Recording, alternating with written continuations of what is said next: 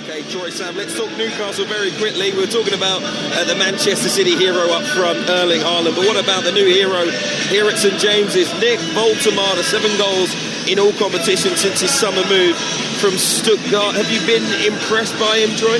Mightily impressed. I think he's adapted exceptionally well. He seems to be like he's got that nastiness in him as well. Comes across a really lovely fella, but you can just see in him that he's been told, you're too big, you're not quick enough, you're not strong enough his whole career, and he's got that little chip on his shoulder that is going to show you that he is the man. And I think he's adapted to this fan base exceptionally well. Listen, it helps when you score in your first couple of games. It gets you off to a good snowball momentum and you keep that going. But I think Newcastle are a fantastic football club, and I think Eddie Howe's done a wonderful job managing him, managing the expectations. Because how hard would it have been for him to come in after all of this Isak noise and expect him to have the same level of impact and performance that Isak did last year? So I think Eddie deserves a lot of credit as well. Everything about him is different, right? The way he looks, the way he carries himself, the way he plays. He's almost like the anti-Alexander Isak. He's completely different. And I think it's taken a little bit of time for Newcastle United's players to adjust to that.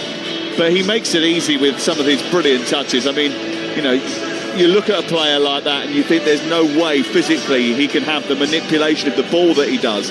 But he has this wonderful ability to be silky despite his frame.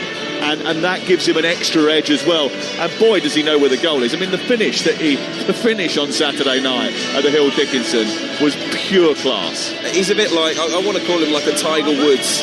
That penalty box is his putting green, because he's honestly so calm and slows things down in front of goal so well. But also, like, going back to the Erling Haaland thing, right? Erling Haaland, and we've just seen him create a brilliant goal, by the way, with a wonderful pass. But he is like he's a functional machine. He's like a robot of a striker.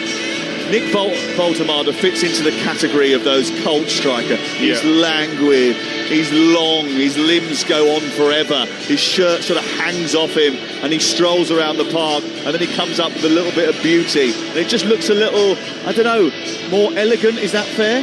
No, that's absolutely fair. I think he's technically a better football player than Haaland. I think he reminds me of Crouch here, not because of the height, but the way he plays, and people think that he's a big target man, but he's got so much more to his game. Newcastle have been fantastic. They've got Visser to add back. They've got a midfield now that is being in a wonderful position of just growing game on game. And I genuinely believe when this place is rocking, we've been here 3 times already this season, it's one of the hardest places to ever come and play. So they're excellent, and it just feels really, really good. It must be a feel-good factor for these players as well.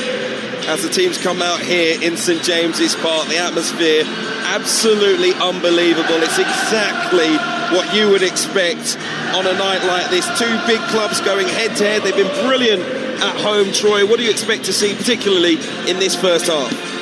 I expect to see Newcastle do what they did in the Champions League, and they have done as a bit of a tactic this year. They've started just turning the teams really quickly, putting high pressure on them, getting the likes of Harvey Barnes and Murphy turned and running at the back line really quickly, and then play all their football in Tottenham's half.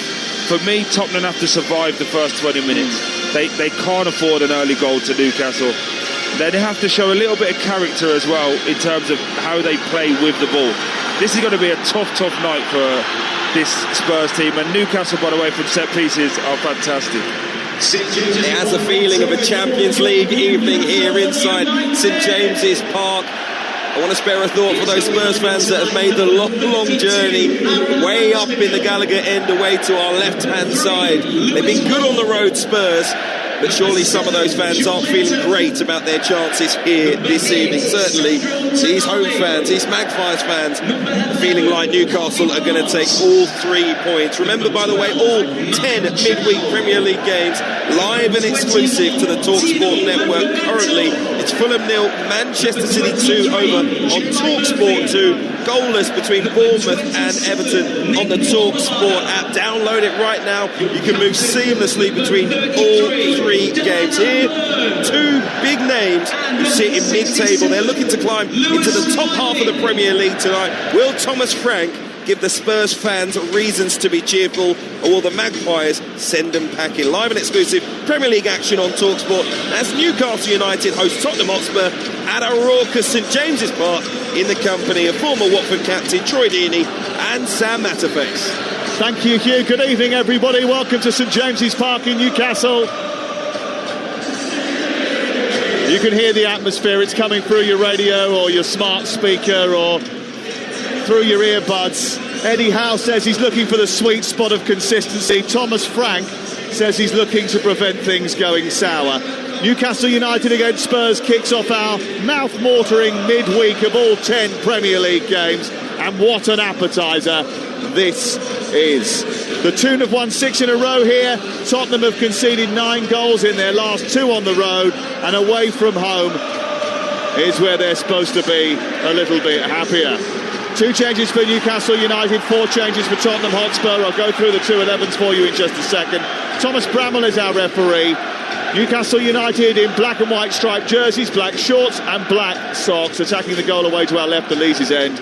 Kicking down the hill in the first half in bright yellow with dark navy trim, Tottenham Hotspur. Now, Talksport is always the best way to consume your football, and December is no different. Our festive 50 takes you through the leagues and round the continent, and with Goldstein and Bent in New York, Crookie in Washington for the World Cup draw this Friday, and every Premier League game throughout the course of this midweek, this week is an absolute cracker.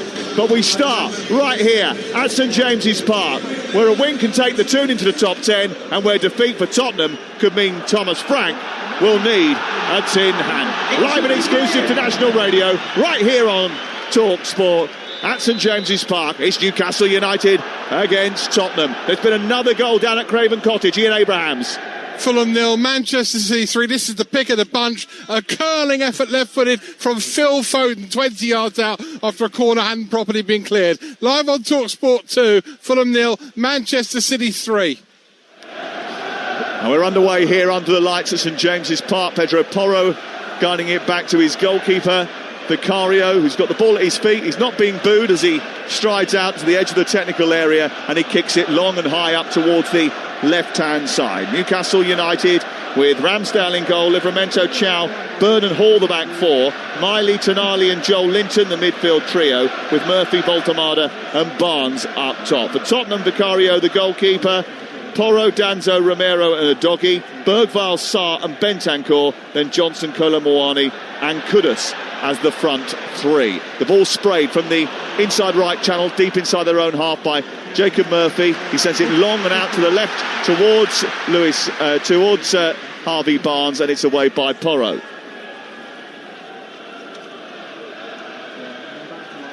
Back to the game at Craven Cottage is Ian Abrahams. Fulham 1, Manchester City 3. Ball in from the right-hand side from a corner, not cleared. And Emil Smith-Rowe headed beyond Donnarumma. Fulham 1, City 3. It's been a very good start to the game for Manchester City, but they've just been pegged back in the final few seconds of the first half down at Craven Cottage. Here it's 0-0. Troy Deeney is alongside me in the commentary box, and Lewis Hall, advancing down the left-hand side, has just gone to ground after a challenge from Bentancur. The referee has decided to give the free kick the other way. Here's Troy. Yeah, it's been a good start for Spurs.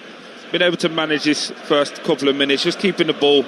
Newcastle setting traps. The interesting thing for me, Sam, is every time Newcastle win it back, they're going to try and turn this Spurs team, have them defacing their own goal, put pressure on them, and you're going to see a real aggressive Newcastle team, and this Spurs team need to be better. Byrne wins it on the halfway line in advance of Bergvall. He sends it down the left to Barnes. Barnes is crossed into the box with a deep one, fended away by Danzo, comes back to Tonali, yet to score this season. He brings it down right edge of the D, works it wide towards the right. Miley and Livramento. Good football from Newcastle United. A little nudge off the ball there in the full-back position. Pat Matasar getting back to help out his defence, and it goes out for a goal kick away to our left-hand side. But that was slick, that was fast, that was front-footed from Newcastle United. 0-0. Yeah, good play again from Newcastle. Nice and slick and quick. Little 1-2 there with Livramento and Murphy, and it's just really good plays. That's the Eddie Howe way of football. We see it up, back and throughs, but it's actually good defending from Spurs there. Udogie just put a little bit of shoulder into Livramento, who he's gingerly getting up now, but it just shows, doesn't it, Sam? Sorry to interrupt. It just shows that this Newcastle team they've not got many weaknesses. Oh, brilliant from Hall, who pinches the ball from Sarr, gets to the edge of the area, onto his left foot, drives it goalwards, drags it down to the goalkeeper's left, and it goes narrowly wide. That's excellent from him. I was just about to say to you, Troy, that Livramento and Hall make such a massive difference to this team. They get up in support of the attack, they get back and defend, they're quite happy to drive into midfield. They're brilliant technical footballers. They've got one hell of an engine on them both, and it was another display of his abilities there from Lewis Hall. Yeah, absolutely. Lewis Hall there does really well, because he's going up against Kudus first. Kudus actually wins the chest, and as he chests it down, Lewis Hall just jumps the press, wins it back, and he just goes forward. Probably could have played Murphy, to be fair, but he deserves it after doing that 40-yard long buster. Vicario kicked it out. It goes straight to Livramento, who then gets them on the front foot again. Murphy in towards Baltamada with a header over the top of the crossbar from about 7 yards outside the box. He rose highest and headed the ball towards goal. It glanced over the top of the crossbar. Half-time in the game down at the Vitality Stadium. Here's Talksport's Alex Crook. And it's Bournemouth 0, Everton 0. Antoine Semenyo forced a decent save from Jordan Pickford. James Garner's corner was headed onto his own crossbar by Alex Scott. And Eli Junior Krupi had a goal ruled out for the home side in stoppage time for offside. Bournemouth 0, Everton 0. Is that 0-0 for Crookie again, is it? It's not, is it? Oh dear, I think he does need a holiday. Good job he's going to Washington for the World Cup draw. Turned over again by Newcastle, high inside the Tottenham half. They can't get out of their own half at the moment. The pressure was so high from Newcastle. They switched over the ball, and now they've won a corner away to our left-hand side. Baltamada putting real pressure on the back line. Yeah, again, going back to the early conversation, what is this Spurs team trying to do? Not understanding. You can blame the manager all you want, but at this moment, you're 5 minutes into the game, nothing but pressure. Just take a decision on the pitch, go long, overplaying, and now could play the ultimate cost and lose a goal to a set piece. One that Newcastle scored 2 from, on the weekend. Yeah, they scored after 52 seconds from Malik Chow. Here's their first corner of the game. It's a poor one by Tonali, and easily nudged away by Pedro Porro at the near post this time, and it goes all the way to the halfway line. You're listening to TalkSport. We're live at St James's Park. It's 0-0 between Newcastle and Tottenham Hotspur. One of 10 games we've got live for you this midweek. Ball up into the centre towards Byrne. He heads it down into the path of Barnes. It's away by Papsar and cleared towards halfway. But again, Tottenham just can't escape. Now they might with Bergvall. Out towards Johnson. Bit of speed from him now required as he drags them up the pitch and towards the edge of the box. A first attack. A low ball across the 6-yard box. And Lewis Hall is there again just to intervene and stop it from reaching Kudus. And it's cleared away by Newcastle United. It's excellent work from Lewis Hall, showing his attacking prowess with his shot that he had a few moments ago, and brilliant defensive awareness. Here's Troy Deeney. Yeah, great play. Again, Spurs showing that little bit of devil where they can get you on the counter-attack. It's wonderful play from Johnson. Livramento goes stride for stride, so he blocks off the shooting angle, but he just drags it across. And as you say, wonderful defending from Lewis Hall, because if he doesn't get back there, Kudus rolls it into an empty net. I was just going to say to you just before, the difference when Spurs have the ball, Newcastle all over them like a rash. And then when Newcastle have the ball, Spurs are like hard. They're not pressing, they're not dropping off. They're kind of doing nothing. Yeah, and that was the problem on Saturday night when I was at the Tottenham Hotspur Stadium. There was no pressure in the ball. It was too easy for Fulham to play out. They're coming forward now, though. Tottenham out wide towards the left. And once again, Brennan Johnson trying to make something happen from that far side. Finds Papsar, then it goes infield to Bentancur, out to a doggy, far touchline, left-footed cross into the box, which is away by Livramento. Barnes and Baltamada try to combine on the edge of the area. There's a little bit of magic between them there. Then there was a foul by Johnson, who was sent off the last time he scored a goal for Tottenham against Copenhagen in the Champions League, and a free kick has been given 10 yards outside the box. Half-time in the game down at Craven Cottage. For TalkSport's Ian Abrahams.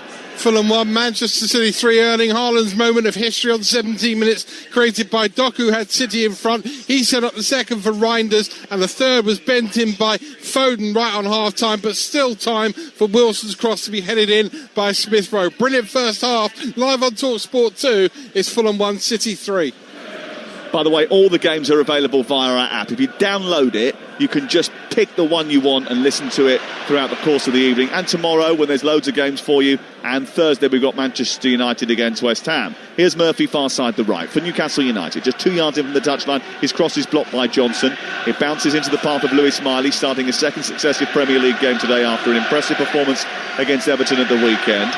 He sends it back infield to Malik Chow, who scored his first 2 goals at the Hill Dickinson at the weekend, and his elevated ball is easily cleared by Porro. But again, the first person to it is a Newcastle United jersey.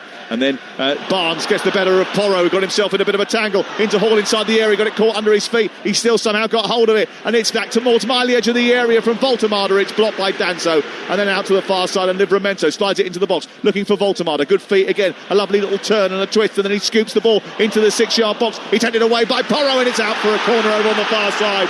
Again, it's terrific from Newcastle United. Wonderful play from the big fella there, Voltemada, just linking the play. Loads of quality, just stops on the ball when everyone else is moving. He stops it, stands it to the back post. Good header for Pedro Porro, but it was his mistake that got that started, trying to backheel facing his own goal. Again, you're talking about experience, pros here, just got no game sense, no game IQ. Newcastle all on top here. Newcastle United on a high here. Spurs hoping to avoid going on their worst run for 18 months. The corner in towards the back post, headed away by Bentancur after it beat Vicario in the air. And now Kudus looking to try and find an escape route. He can't get away from Tonali, has to turn and play it back towards Romero, who is at the heart of his defence. Thomas Frank coming out to have a word with his players and just try to instill a bit of calm and a bit of possession, because the game just feels as if it's getting away from them a little bit. Yeah, absolutely. Just want them to have a few passes. They need to get their midfield involved here. It's going all around Newcastle at this moment in time, and that'll suit Newcastle. But it needs to go through the middle. They need to get Bentancur and Sarr on the ball, and Bergvall need to come and link up and try and just get 1 or 2 touches. At the moment, it's all around in a horseshoe for Newcastle. That's very easy as a player to defend against. Spurs supporters aren't happy, and it did seem a little bit of an ill-advised approach from Thomas Frank to go against them at the weekend. He did sort of row it back and focus on the understandable frustrations with results yesterday. He was pretty level-headed in his press conference, he usually is. His team need to be level-headed here. As a doggy starts to come down the left-hand side, good challenge by Dan Burn, and puts it out for the first Tottenham corner of the game. And actually, Dan Burn, captaining the side today, aggressively on the press at one end, making sure that he was right up behind Kolo Muani so he couldn't settle as the initial ball came forward, and then he was back defending as a doggy broke down the left-hand side, and Newcastle United have got a corner to defend. Yeah, he's been excellent, hasn't he, Dan Burn? If you see the career arc, I remember playing against him when he was at Fulham and at Birmingham City. I could never tell you he was going to be this player. He's obviously a wonderful professional and applied himself unbelievably well, so it's great to see him just living out his dream. Here's the corner then, in front of the Gallagate end, away to our right. It's left-footed, in-swinger towards the near post, which is flicked away by a Newcastle head, and it goes out for another corner on the other side, which Kudus will take. That raking stand behind the goal, the Gallagate goes up into the gods. You can almost see the black and white stripes that are painted on the back of it, but in a couple of the corners there are supporters standing up and bellowing their thoughts. The referee just going over to have a quick word with Aaron Ramsdale and trying to ensure that he is not pressurised by Kevin Danso, who's just standing in front of him. And the corner kick to be taken on this near side will come in left-footed, swirled by the Ghanaian Mohamed Kudus. Right hand in the air. He hits it towards the near post. It's flicked away by that man Lewis Hall again. Comes out on the edge of the area to Pedro Porro. Back to Kudus again down the side of the penalty area on the right hand side, about 7 yards in from the touchline. He goes towards the goal line and then swings the ball towards the far post, but he overhits that. It goes out of play, and it's Newcastle United 0, Tottenham Hotspur 0 on Talksport with Sky Sports. And don't forget that you can stream all the Sky Sports action flexibly, like Newcastle versus Tottenham live right now. Search Now Sports. Poor there from Kudus, isn't it? Trying to stand it on his right foot, just goes too big with it. I was just looking there from the set pieces. Newcastle are massive. As a team, huge. Man for man, they are huge. For Spurs to score from a set piece there, it's got to be an unbelievable ball or a huge mistake. Here come Newcastle down the right side, up to Voltemada with his back to goal. He was snapped up there by Romero. No Mickey van der Ven in the starting lineup for Tottenham today, which is eyebrow raising. I think Thomas Frank, with all the games that are coming up, 4 games in 10 days, well, that's a mistake by Kudus, giving the ball away, and Barnes now trying to get in front of Porro, and he's done that. He's got to the byline. He produces a cross towards the far post. Murphy trying to hook it over his shoulder. He couldn't keep it down. It goes over the bar, and Tottenham Hotspur shooting themselves in the foot once again. What are we seeing here? I know Thomas Frank is under pressure. Mohamed Kudus, 30 yards out, facing his own goal, brings it down well. flicks it over Barnes' head, but he starts doing keepy-ups like it's an under-5s game. Loses the ball, Hall wins it back. Great play from Harvey Barnes. I actually think that the play there from Murphy's to set Lewis Miley coming in just to get him going. He tries an overhead kick, gets it all horribly wrong, and Spurs have been playing like a bunch of kids at this moment in time. Bournemouth 0, Everton 0 is the half-time score at the Vitality. One of 10 games we got live for you on the Talksport app, including this one. Manchester City 3-1 up at half-time, and Wigan have just taken the lead against Burton. Paul Mullin with the goal in the first half. Wigan 1, Burton 0. Free kick then to Newcastle United in front of the dugouts down in front of us. We're just about 5 rows back from the roof of the dugouts, just right at the halfway line. In fact, Troy might be straddling the halfway line here. Haven't straddled many things, mate. Definitely haven't done a halfway line.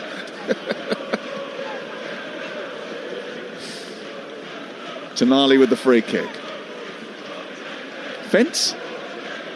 No, sir. No. You usually come down on one side or the other. Here is Tonali with the free kick, 7 yards in from the left touchline. Right-footed, arcing ball towards the edge of the penalty area. It's flicked into the air by Romero. It's a poor header. It goes back into his own box, and it's controlled well by Barnes, who flicked it round the corner. Didn't reach Dan Burn. Was cleared away, half cleared away by Spurs, but they're just quicker and sharper to it, Newcastle United. They pick it off, and Murphy's got it back to Livramento on halfway. Now they look to build again, down the left. Lewis Hall with his fair hair, shirt untucked to the waist, touching the ball back to Tonali, who sprays an angled pass in towards Byrne, who heads it down into the penalty area. Baltamada chasing to receive it. He keeps it in. Does he? No, the assistant over on the far side said it went out of play. There's no way he saw that. He's got some serious eyesight if he noticed that, because he had to look through 2 posts and about 4 bodies. He would need your Tony Stark glasses to see them ones, wouldn't he? Just watching the replay. It is out, to be fair to him. It's an unbelievable. He's guessed, though. There's no way he knew that was going out. Well, he wasn't up with play for a start, so it was the correct call, though, so we should give him some credit. Here's Barnes down the left, plays it against Benson Cook, goes out for a throw on this near side. I was about to say, was that the first time ever you've got against a FA referee there? But you pulled it back. I think you overplay that. Throw in on the near touchline to be taken by Lewis Hall. And he's winding up for a long throw into the edge of the box. Dan Burn has travelled up towards the edge of the 6-yard box. Newcastle on the attack, and it's been all Newcastle so far, apart from the brief 1 or 2 counter-attacks that Tottenham have had that have been very well defended, actually, by the Newcastle United back line. Here's Livramento halfway after the initial throw-in was cleared away by Spurs. Ramsdale with a long ball forward. I mean, it is so long, I think that's gone into Lees' Park. That was misjudged by the former Arsenal goalkeeper. It was a strange one, that, wasn't it? Just blasted it for no real reason. Had no feel, just absolutely knuckleballed it into touch. But again, it gives this Newcastle team an opportunity to pressure this Spurs back line right into the far corner. Spurs are trying to take the pace and the sting out of this game, but it just feels like they're playing into Newcastle's hands. They need to give them something to think about defensively. At the moment, it's just pure survival. Yeah, well, I mean, listening to Eddie Howe yesterday, he was talking about his team's development, and I was pretty strong that they were in a good place earlier in the season, and he was pretty clear that he thought that the physical output of the performances now are a lot better than they were early in the season, and that's what he thinks takes them over the line. Tactically, technically, he's quite comfortable with them, but he knows that in order to play his game, they have to be really up for it. And they've just won the ball on the near side. Bergvall beaten by Barnes. Barnes goes into the penalty area, plays a low ball into the box, comes to Miley, right-footed shot straight into the arms of the goalkeeper, who goes down to his left and makes a good save. Excellent from Harvey Barnes. He wanted that more on this near touchline than Lucas Bergvall. He nabbed the ball and went down the left side, got into the box, produced the cross, and Miley probably should have scored. You've just encapsulated the difference between the two teams in that one action there. Harvey Barnes wins the ball back, doesn't worry about getting kicked, runs past 2 players. Bergvall gets tapped on the ankles, rolling around like a fool in front of everybody here. Then as soon as he realises he's not getting it, back up. This Spurs team's been too nice. It's too nice at this moment in time. Half-time in the game, the Championship, the rearranged match at Ewood Park for Mickey Gray. It's Blackburn 0, Ipswich 0, dominated by the home side. Ipswich have been terrible in the first 45 minutes. The only thing Blackburn haven't done is put the ball in the back of the net. Sure, they want to do that in the second half. Blackburn 0, Ipswich 0. Blackburn were good value tonight, at 5-2 or something like that for a home team. Wigan lead Burton by 1-0. in League One. It's half-time in that match. Paul Mullen with the only goals so far. No goals here, but Erling Haaland, Tijani Reinders and Phil Foden have scored for Manchester City away at Fulham tonight, and it's 0-0 Bournemouth-Everton. Those two games are half-time. We kicked off at 8:15 here. Here is Sarr back to Danzo and Romero. Romero will look to build from the back, but the high press is on from Newcastle United. They win it back, of course they do. They can't get out. Tottenham Hotspur. Voltemada back to goal. And there was a foul there on Murphy, and before Voltemada could get it under control, the referee, Tom Bramall, decided that was going to be a free kick. He might be taking some action here. He's certainly going to give the set piece to Newcastle United. Byrne is asking for a card, and maybe Destiny Udogie should have got one. You know, I don't mind that though from Udogie. The Spurs are giving the ball away cheaply with Sarr, but at least he's gone after it. Maybe it could have been a yellow card, but at least he's laid a glove on somebody. Lets this Newcastle team know he's not going to be ran over tonight. The rest of them have been so passive. Really disappointed with Spurs in this opening in 20 minutes or so. Free kick far side, which Sandro Tonali is taking charge of. No Bruno Guimaraes for Newcastle tonight, but they've got such a good squad, good battalion of midfield players now. They can afford to rest him, and believe me, he don't like being rested.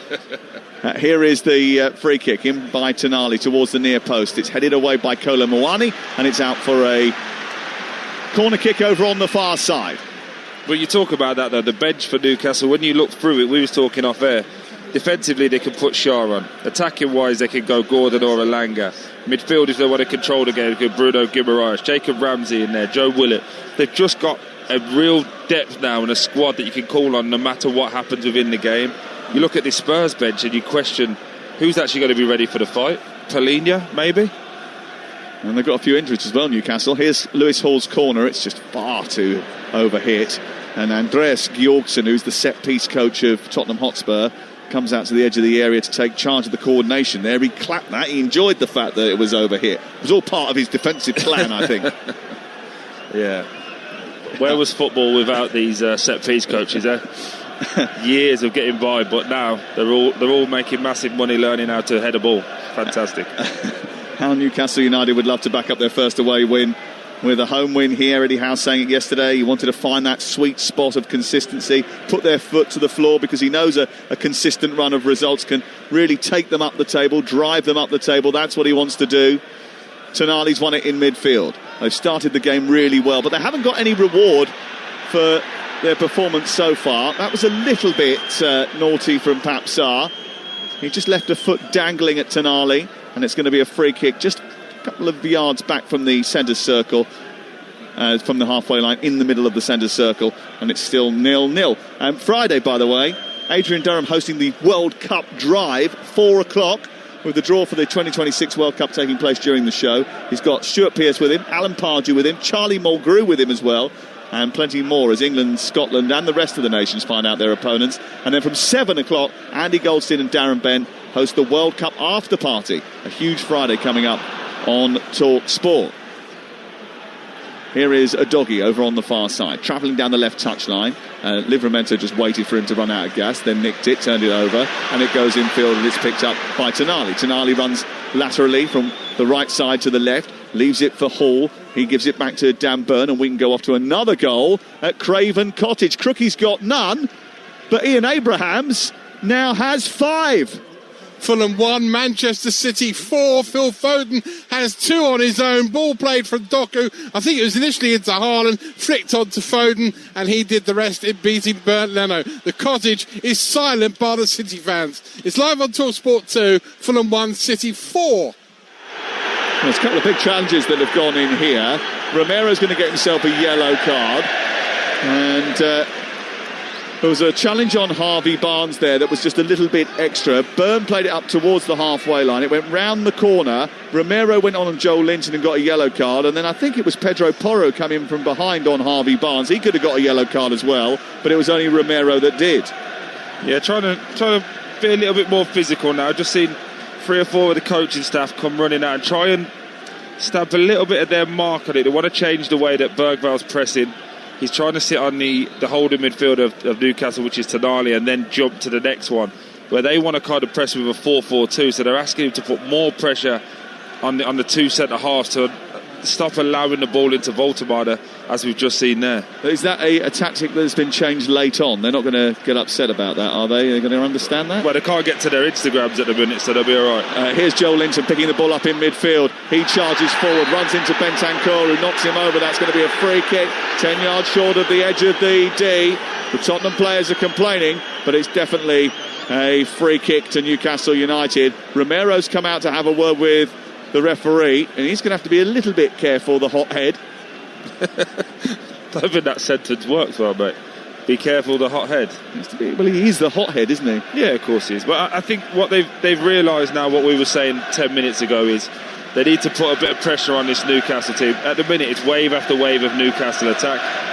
I just feel that Newcastle need to be a little bit cuter with these set pieces. They're being a little bit too deliberate. I want to see them work it a little angle and then move this Spurs line and then put a ball in, because they're just so much bigger. As we look across the line here, Dan Burn, Voltemade, Joe Linton, Miley, Tau, you name it, they're all massive humans. Short free kick though, rather than a long one, and eventually it goes to Livramento, who's under pressure from Bergvall, and it was helped into the box by Murphy. It was a bit of a waste, really. I think on those circumstances, when you have got those great, big, huge people to aim at, you've got to get it into the box as quick as possible, haven't you? And they didn't do that, and they've given it away. It's a Spurs goal kick. You want to work the angle, because you're in the middle of the pitch. You want to work it to the left or the right to give a little bit of an angle, because that straight ball is really difficult, as one of the guys who try and head it, to even just create anything. It's more of a fight ball and you're hoping for a knockdown. But the problem when it's in the middle, you have to split the two, so you have one either side trying to break it down. You don't have enough bodies around it.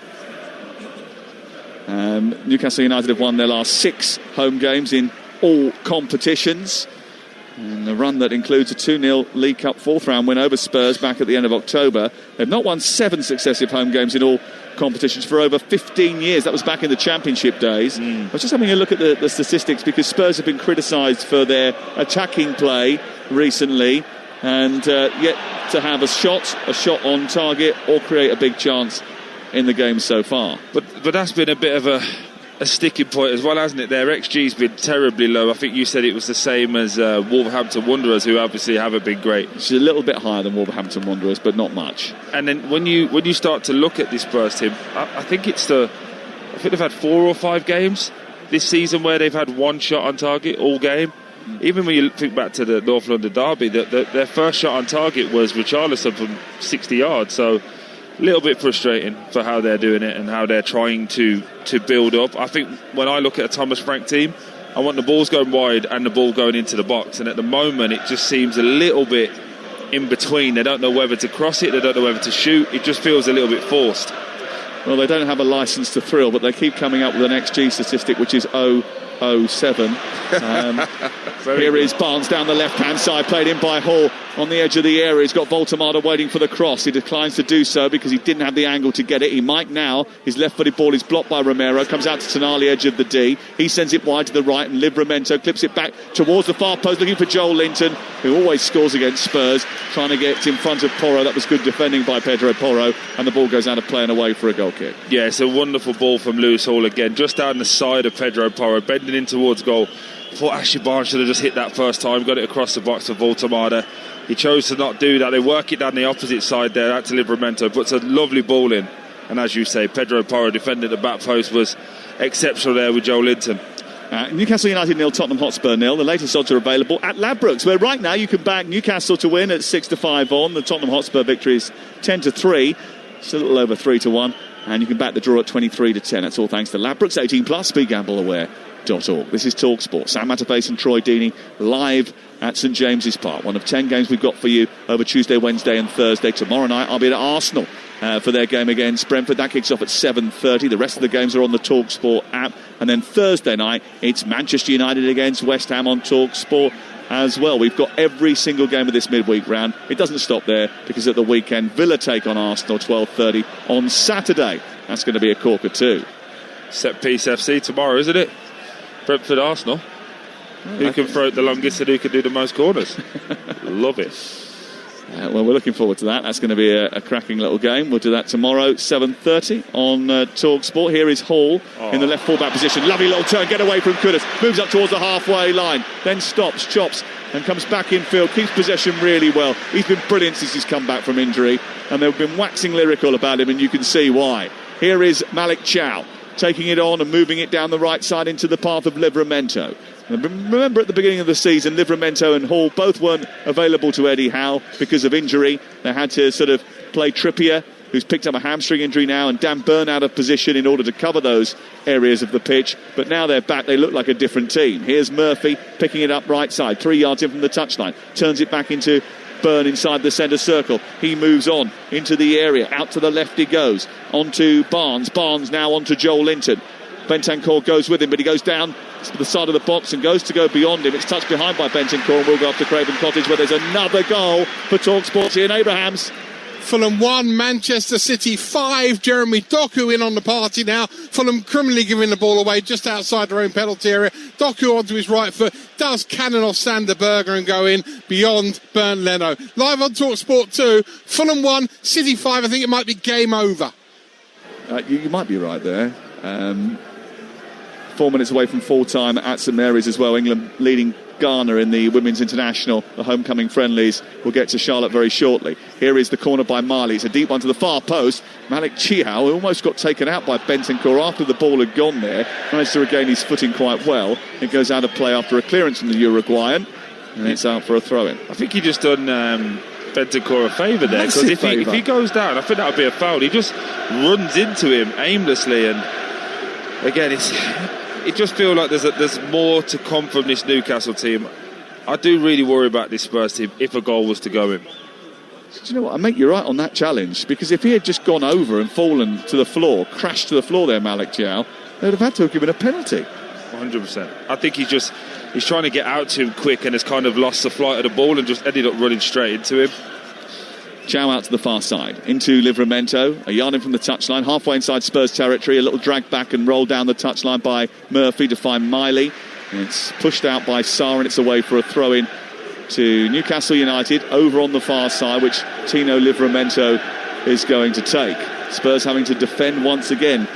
I mean, the action areas away to our left-hand side are red hot, aren't they? I mean, there's not been much in front of the Gallagate so far. It's all been Newcastle on the front foot, and we've played 30 minutes, but it's still goalless. Here's Livramento, far side, from the throw-in, gets it back, then sets it for Tonali, who swirls across to the far post, a header by Chow towards the far edge of the penalty area. Burn then gets the back of his head on the ball. It bounces inside the 6-yard box. It's gobbled up by Vicario, and it's cleared away by Tottenham Hotspur. Another goal for Ian Abrahams. Fulham 2, Manchester City 5. Alex Iwobi this time. Ball in from the left-hand side. City didn't properly clear it. Laid off to the edge of the penalty area. First time right-footed effort into the corner of Donnarumma's net. Fulham 2, Manchester City 5. Game is live on Talksport 2. And we are heading, Moose, if it keeps going like this, for the highest scoring game in Premier League history, aren't we? I mean, 56 minutes. Yeah, I mean, at some stage I think they might stop, Stan, but I mean, at the moment it just is a bit like a basketball game. It is. They only need 4 more to equal the score between Portsmouth and Reading, 7-4, back in 2008. Here is Murphy towards the far post, and he had Vicario scrambling. It was actually a cross, I think, that was going towards the far edge of the 6-yard box in his mind, but he didn't catch it perfectly, and actually at the last moment Vicario realised that it might just nestle under the crossbar. Yeah, it looked like he took a little deflection there, and I think that's what the Newcastle fans will get a little bit frustrated about. But again, just it's good play, but I'm a little bit disappointed with Murphy today. I would expect him to get at Udogie at that right back, in the left back position, and really test him defensively. We know the fullbacks for Spurs are better known for going forward. I'd expect him to really try and kick it and run him. And again, this is where Newcastle could be really, really good, can't they? Because they can bring on Elanga and Gordon, and as these fullbacks get tired, they can just really run over the top of them. Joel Linton to Barnes, who's being chased by Bergvall, who's released it and got back up, bounced back up without even so much as a flicker. Kudus robs it back, gets to the halfway line. Tonali just outruns him, out-muscles him, says, "That's mine, fella," nudges it back to Ramsdale and clears it away. It's terrific defending. It is, and unfortunately, again, I don't want to be too negative, but it's really hard to point for a positive at the moment with Spurs. It feels like men versus boys. They're just too big, too powerful, too strong. But it's still 0-0. Here's Barnes down the left, trying to come infield. He just overran that slightly. Could have fell over anyway, so he's given them the chance to win it back. And then he just gave it back to Joel Linton, who brushes aside Porro, plays it into Livramento, allows it to roll across his body, then turns it wide to Murphy. Murphy now with a chance to cross. It's a packed penalty area. It takes a deflection, goes towards the near post, and there'll be popped down by Vicario and cleared away by Spurs. 33 gone, but Spurs have been under the cosh since the very beginning of the game, and it's a bit of a surprise that it's still 0-0. Again though, Sam, out to Murphy, 1v1, doesn't once try and get at his opposite number, and again they're playing the ball into Koulibaly there and he just gets bullied. I can't say this enough, it's men versus boys physically. It really is. Here is Voltemade, edge of the area, trying to slip it through the legs of Romero, and then Porro tries to get out in the right fullback position, looks to attempt to clear and just kicks it straight out of play. There was the moment that you're talking about when it goes into Kolo Muani. Dan Burn says, I'm going to follow you, so you're going to drop deep and try and pick up the ball. So he runs over the halfway line, follows Kolo Muani into the midpoint of the Tottenham half. They're trying to play their way out here, and he just gets in front of him, nabs the ball and turns it over. And it's been like that all over the plot. Every duel, every moment of aggression, every time there's a chance to put pressure on the ball, Newcastle have done it. And the other way round, Tottenham just haven't been strong enough. No, 100%. And I'm just looking at this Spurs team, and who's the one who wants the ball? Unfortunately, it comes to Pedro Porro as he clears it down this right-hand side. Every other player's just stood watching. They're all on the left-hand side, stood watching. Joel Linton down the right side, gets into the byline, hits it up the post, and it comes back out to the edge of the area. What a chance for Newcastle United. It was a tight angle. He almost scored. Barnes towards the far post. Almost came to Voltemade. Murphy's in there as well. And three of them got in each other's way in the end, and it bounces into the path of Vicario. And Tottenham once again get away scot-free. What a chance for Joel Linton down the right-hand side. I mean, it was a really tight angle, and he dragged the ball across the face of goal. He hit the inside of the post, and it came back out into the penalty area. It was a really good chance, and it was a super finish, actually. It deserved the goal. Yeah, it's really good play as well. I was talking because it was in the middle of the pitch. It didn't feel like there was anything on, and Joel Linton makes a wonderful 8-run between the two centre-backs. And it's a great ball from Murphy with the left foot, and as he's on that tight angle as you talk about, you think he'd hit it across hoping the keeper saves it. It's actually too good a shot. Hits the inside of the post and comes all the way back out, and then they probably should do better at the back post. A lovely stood-up ball from Harvey Barnes. There's Voltemade, there's Joel Linton, and there's Murphy. They all kind of get in each other's way. Need someone to just take a little bit of a lead there and say, I'm going to score. And you just felt the frustration and the anxiety growing around this place because it's been so dominant for 35 minutes that we've seen how these games play out. You don't score, Spurs come out, nick one, and it just becomes that type of game. They end up winning the game 1-0. Byrne takes it out of the air, but Bergvall gets it back, finds it to Brennan Johnson. Johnson inside the area, went to shoot, then panicked a little bit, then turned it back to Mo Kudus. He hits it against the back of the defender. Spurs are actually up on the edge of the Newcastle penalty area here. That's just gone on the breaking news strap. And here is Pedro Porro out towards the right, a little twist and turn, gets into the penalty area. Kudus, low ball into the near post, a little flick by Bergvall, and it goes over the top of the crossbar. It would have been a glorious goal. It was absolutely superb technique and rather cheeky from Lucas Bergvall, who ran across the edge of the 6-yard box to meet Kudus' cross, and with the instep of his right foot he flicked it behind his left. It hit, I think, the bottom of his heel and went over the top of the crossbar. It's wonderful play from Kudus down this right hand side, and we just spoke about how it's been all Newcastle, and then weirdly they're going to get one chance, and it could have been an unbelievable goal. Lovely little flick from Bergvall, just takes it over the bar. But again, Newcastle, that might be the slap across the chops and gets them awake. And just as you were talking there, Sam, Eddie Howe just sent Bruno Guimaraes out, so just keep an eye out. I don't know if it's Tonali or Joel Linton that's just feeling something, so they sent Bruno out to warm up, and that's just one to keep an eye on. Here is Kolo Muani far side, looking for a doggy to help him out as Tottenham come forward again. It's with Kolo Muani getting onto his right foot, looking for a bit of space to shoot. He's running laterally along the edge of the 18-yard box. He's found Kudus now, who tries to flip it into the box, but it's blocked by Lewis Hall, and it goes out towards this near touchline. And it's back with the Ghanaian again, who then sends it diagonally to Porro, back to Kudus once more. Then it comes to Rodrigo Bentancur. Tottenham Hotspur decided to leave Mickey van der Ven on the bench today. No Bruno Guimaraes for Newcastle United from the start because we're resting and rotating. They've made a really good start to the game, but they haven't made the breakthrough yet, and there are 8 minutes to go before half-time. Here is Pedro Porro trying to come down the right. And, they've got a bit of possession inside Newcastle territory here, but it doesn't feel like there's a plan of how to develop the attack. No, I was just about to say that this is probably the most passes they've had in the Newcastle half. But it's right on the edge of the halfway line. They've got all the way back to Vicario now. It's just, as you say, it's giving the ball to Kudos and hope he can do something. If that doesn't happen, go back and then give it him again. And unless he does some trickery, it becomes really basic, really one-dimensional. Brilliant from Lewis Hall, who nudges the ball down the left into Barnes. Voltamada tries to keep them on the front foot. Tonali trying to get away from Bergvall, but Bergvall does well, takes it on and drives them up the pitch. Miley trying to keep a pace with him. Across comes Joel Linton. He goes right up to the edge of the Newcastle penalty area where Kudus takes over for Tottenham Hotspur. Now Pedro Porro joining the attack. Back out to Kudus once again. His left-footed delivery, arced towards the far post, flicked away by Byrne, and then picked up by Livramento, who takes the ball over the top of Udogie and then looks to escape over on the far side. No foul despite collision on the far touchline. Joe Linton's gone down the edge of the area. Here is Kolomwani in towards the edge of the box on Bergvall. Poor. Didn't get hold of it, and now they've got to try and escape. There's been a goal down at St Mary's. Talksport's Charlotte Richardson. England 2, Ghana 0. An injury time penalty from Alessia Russo doubles the Lionesses' advantage. Handball picked up by VAR, tucked beyond the keeper by one of the Lionesses' best performers of 2025. England 2, Ghana 0. The FSA Women's Player of the Year, Alessia Russo, was at the ceremony last night when she won her award.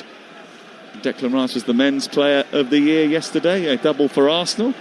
And Arsenal certainly trying to go for a double themselves this year. They're favourites for both the Champions League and for the Premier League right now. We've got Arsenal tomorrow live on Talksport from 7:30. Joe Linton struggling with a little bit of an injury. Just gone down on the edge of the area. Just indicated to the bench that he's going to be OK. So we'll go off to the game down at Bournemouth to see if there's any breakthrough for Alex Crook. Well, we're still goalless, and Tierno Barry must be wondering if he will ever find the back of the net in the Premier League. He was played through one-on-one by a gorgeous pass from Carlos Alcaraz. Somehow, Petrovic in the Bournemouth goal made himself big. Save with the legs. Bournemouth 0, Everton 0. Fulham 2, Manchester City 5 is the other scoreline in the Premier League tonight. In the Championship, still Blackburn 0, Ipswich 0, and Wigan 1-0 up in League One against Burton Albion. This is Talksport. Byrne into Joel Linton, who's back on his feet. Now Hall up to the halfway line. There's a little bit more about Spurs. They've just upped the intensity a little bit, Troy Deeney, and they had to. Yeah, but it couldn't get much worse, could it, Sam, unfortunately? Yeah, they have upped it a bit. I feel like Newcastle have come off it a little bit as well. But I'd like to see Newcastle now be a little bit more direct.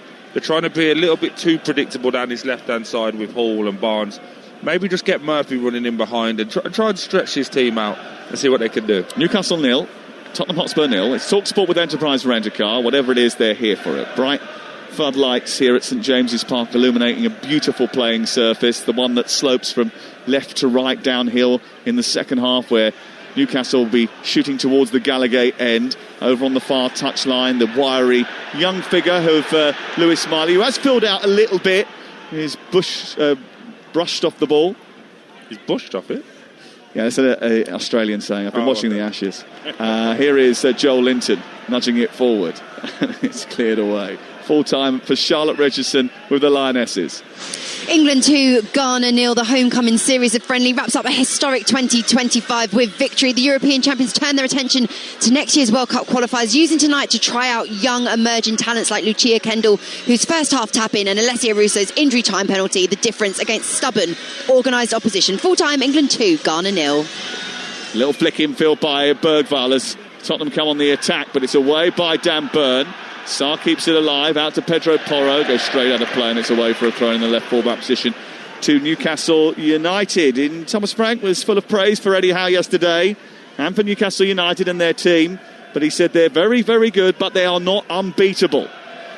And, they've had to weather one hell of a storm in the opening 35 minutes of this game here, but it is still 0-0, and we're going into the last 3 minutes of the first half.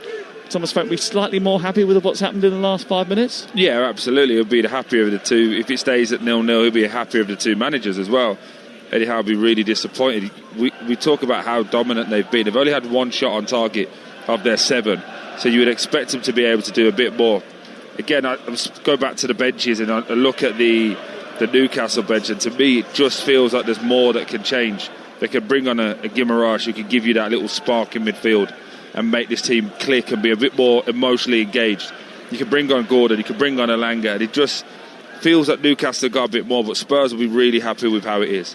Murphy, blind pass infield which didn't reach Livramento, and it felt as if it was a little bit lazy that from Murphy. Wasn't really paying attention to the run by Livramento, but very quickly he was back stationed to compete for the ball again. It's gone out for a throw-in halfway for Newcastle United. I feel like that with Murphy though. He's either unbelievably good or you kind of feel like he doesn't really bring you much. Today I've been really disappointed because his game has been direct and getting at people. That's what he does.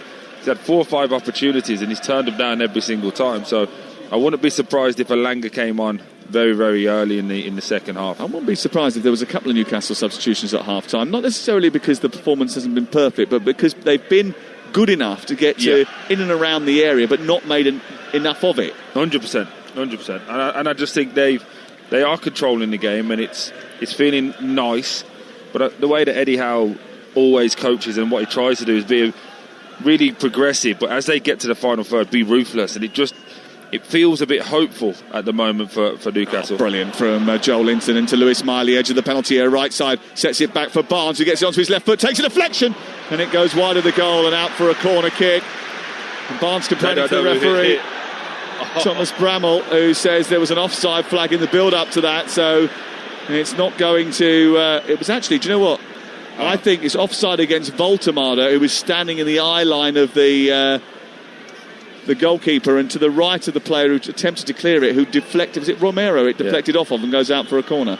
Are you going to say they got that one wrong? They didn't know, did they? So they just took the offside flag up. It's okay. People get things wrong, Sam. It's fine. Well, Vicario's complaining to the referee, and the referee is now coming over towards the near touchline to speak to the 4th official.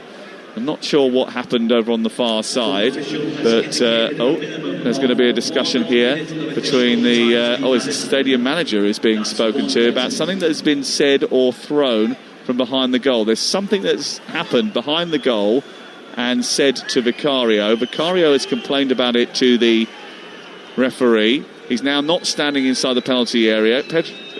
Christian Romero went over to sort of try and calm things down. Still Vicario is complaining. 1 minute of added time at the end of the first half. Vicario's been sent in to his 18-yard box now. I don't know whether or not something... Yeah, it must be something that's been said or thrown at him. But he's pointed to the referee saying 2 times, so whatever's happened has happened obviously more than once. Yeah, and he's taking his time over this set piece. The referee's encouraged him to take it. Joel Linton is getting a report of what was accused by Vicario, and the ball eventually now back in play right at the end of the first half. It's up over the halfway line, and it's cleared eventually by Malik Chow. Won by Lewis Hall. Takes it down with perfect manipulation of the football, and then Voltemada holds on to it despite being crushed to the floor by Danso. Wanted a free kick, didn't get one. It spilt to the near touchline and Kudus escapes with it. Bergvall tries to flick it. Byrne stands in front of him. Across comes Hall. Between the two of them they take it, capture the possession and start to move up the pitch. Hall tries to send it forward. It takes a deflection. Romero has the chance to chest it down. He feeds it into the middle of the park. Miley is hunting Sarr, and then it's given away rather cheaply, and here goes Murphy as the ball's turned over down the right side into the box, away by Danso. Did that hit a hand there? The referee said nothing, nor did the assistant, who was well stationed over on the far side. It's a little glance between the two, and it goes back, and that's the last action of the first 45 minutes. Now, in their last meeting here, Newcastle outplayed Tottenham and deservedly beat them. 34 days on, Newcastle have outplayed Tottenham, but not in front. It's a little bit tougher for the two in front of goal so far, And Joelinton has come close, and so has Lewis Miley. Tottenham trying to arrest the slide towards 4 straight defeats. The Tottenham players once again go into a group, a huddle in the middle of the pitch, and come off together in a display of unity and strength, because they are all as one. And at half-time, it's Newcastle 0, Tottenham Hotspur 0. What are you looking like that for, Troy? Grow up, lads, honestly. The only player actually that wasn't in the huddle is Vicario. He's gone straight over to Dan Burn, the Newcastle captain, and once again he's putting both fingers up, saying 2 times it's happened. He's grabbing on to his ankle, pointing at it. He's now remonstrating with some of the Tottenham coaching staff. He's clearly not happy and feels like he must have been hit by something as the players trudge down the tunnel right in front of us. All of the cameras trailing. Ultimately, that's been a fairly engrossing first half, albeit Tottenham haven't produced too much, Troy. And I think I know what their problems are. That is now officially the 4th Premier League game in a row that Tottenham haven't had a shot on target in.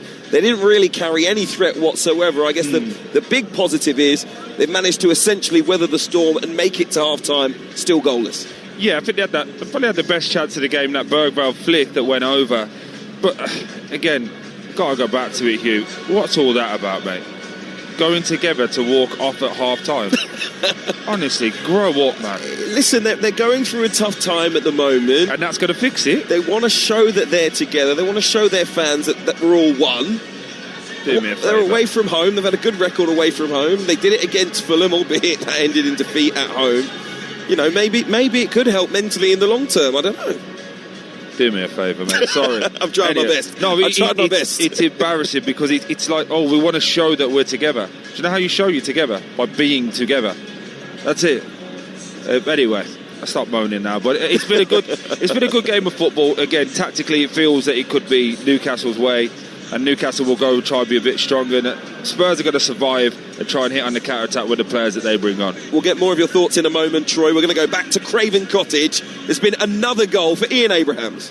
Fulham 3, Manchester City 5, and Fulham's third goal, scored by Samuel Chukwueze, was a really nice hit actually from the youngster just inside the penalty area. We then had to endure 3 minutes of the players standing around in the rain while they looked offside. It was so tight. In the end, they probably couldn't determine whether it was or it wasn't, and they gave the goal. 8 goals so far, 14 minutes to see if we can get 4 or 5 more. Let's hope. Fulham 3, Manchester City 5. Could Fulham mount the most incredible of comebacks? We'll find out shortly. Troy Deeney alongside myself, Hugh Woozencroft. I wanted to go back to something you said early in the first half, which is that you felt the Spurs players didn't really believe in the plan, the setup from their manager. As he says, a brief hello to Jonathan Woodgate, the former England defender. And Real Madrid. Yeah, well, Real Madrid. Yeah, I guess so, yeah. Listen, do you feel the Spurs players have that sense of belief in what Thomas Frank is asking them to do? I think they were dubious at the start, and I think the more the game went on, you could see that they are starting to believe. And what was it, 35, 40 minutes that they started to press and had a few chances. So again, it's funny, mate. You always have people talk about the coaches and how it is, but the coaches can implement something, and it's only the players that can go out and make it happen. They did something that you would have asked for your Watford team every single week, especially if your backs are against the wall, the other team has some dominance in terms of possession and chances. They started to put some physicality about the football pitch. Mate, but you talk about like my Watford team, it's just how football is. You've got to do the basics. You've heard it since a kid. Win your battles, win your first contacts. Mate, if you can't affect somebody, you're not doing anything. And they started doing that, as you say. But I just felt that there needs to be a bit more belief from those midfielders to get on the ball, showcase who you are and do what you can do. But again, they started to believe it, and I think that Newcastle will be going in the more frustrated. Spurs now and Thomas Frank's team talks really much the same. Keep going, keep doing what you do, and a chance will come. We said there could be more goals no chance. At Craven Cottage. Are Fulham mounting the most incredible of comebacks, or have Manchester City put the nail in the coffin? Ian Abrahams. The former. It's now Fulham 4, Manchester City 5. What a player this Samuel Chukwueze looks like, on loan from Milan, and he's just thrashed in his second goal inside as many minutes. No VAR check needed here. Corner punched by Donnarumma to the edge of the area, and left-footed, he's fired it back with interest, past defenders and past the goalkeeper. We've still got 12 minutes to go. City led 5-1 and Erling Haaland hit the post twice. It's now Fulham 4, City 5. The last 10 minutes are live on Talksport 2. A gluttony of goals at Craven Cottage, and finally the deadlock broken at the Vitality. Alex Crook. Finally, indeed, and finally for Everton on their bogey ground. It's Bournemouth 0, Everton 1. Jack Grealish is the goal scorer. He picks up the ball midway inside the Bournemouth half, accelerates to the edge of the penalty area, cuts in from the left on his right foot. It takes a massive deflection off Diakite, the Bournemouth centre-back, wrong foots the goalkeeper Petrovic and nestles into the bottom left-hand corner. Everton haven't won a Premier League game here at the Vitality since 2016. They are 11 minutes away from ending that run. Bournemouth 0, Everton 1. Absolutely sensational evening at Craven Cottage. Goals 2 at the Vitality, none yet here at St James's Park, but plenty of endeavour from the home side, and it feels like gently Spurs are beginning to turn the tide. The second half coming up very shortly in your live and exclusive Premier League action here on TalkSport. At the break, it's Newcastle 0, Tottenham Hotspur 0. Kick off on TalkSport with Ladbrokes. 18+ gambleaware.org. Fantasize about our perfect home, sipping a morning coffee out on the terrace. Good morning, Mr. Squirrel. Morning. The kids building a tree, playing on the lawn. We're playing real-life football. But come on, this isn't real. Listen, if you're serious about making your fantasy a reality, find out what your home is worth instantly with a free online valuation estimate. Get real about moving. Get on the market. Most common time to obtain an online quote between 1st of April 2024 and 30th of June 2024 was under 3 minutes. Excludes Northern Ireland. This Christmas, McDonald's and the Elf on the Shelf are bringing festive tasks to your little ones, like writing a Christmas card for your postie. Thank you. You're one happy helper. Some fun, some food, it's all inside this Happy Meal. Until the 30th of December from 11 a.m. Includes one pre-selected book or toy while stocks last. Subject to availability. Fair ordering policy applies. Incredible scenes here at the Village Hotel's Pub and Grill. Fans are taking their place in the fan zone with stadium-style seating, amazing views on huge screens, and we're underway. Lovely bit of dribbling there as she tackles the burger stack. Now they're getting down the wings. Sticky barbecue. Unbelievable. Oh, and he's hit the bar. And it's there! His favourite ice-cold beer. What a result! Catch every game live in the Pub and Grill at Village. Get in! Find out more at villagehotels.com. It's another day at Screwfix, and so Mo Farah is learning the ropes. So, Mo, with Click and Collect, we get orders ready fast. So customers are out of here and back to their jobs in as little as 1 minute. What are you doing? Deep lunges. It's my warm-up. I need to be in peak condition for when orders come in. Love that intensity, Mo. Laser focused. You might even have what it takes to beat my PB one day. Back in the Mo. Click and collect in as little as 1 minute. Screwfix. No stopping you. Imagine a place where you can escape for a day.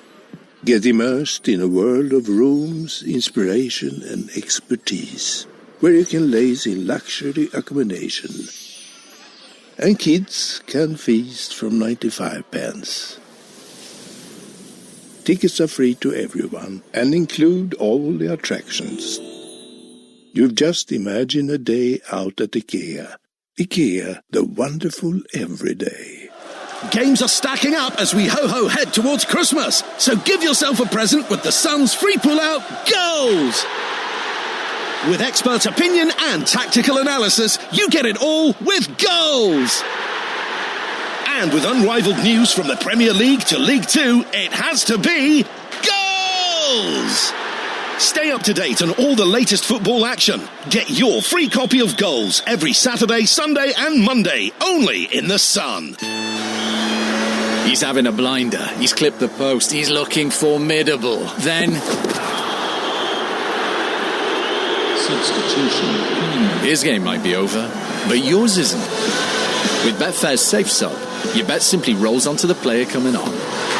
Playing a different league with Betfair.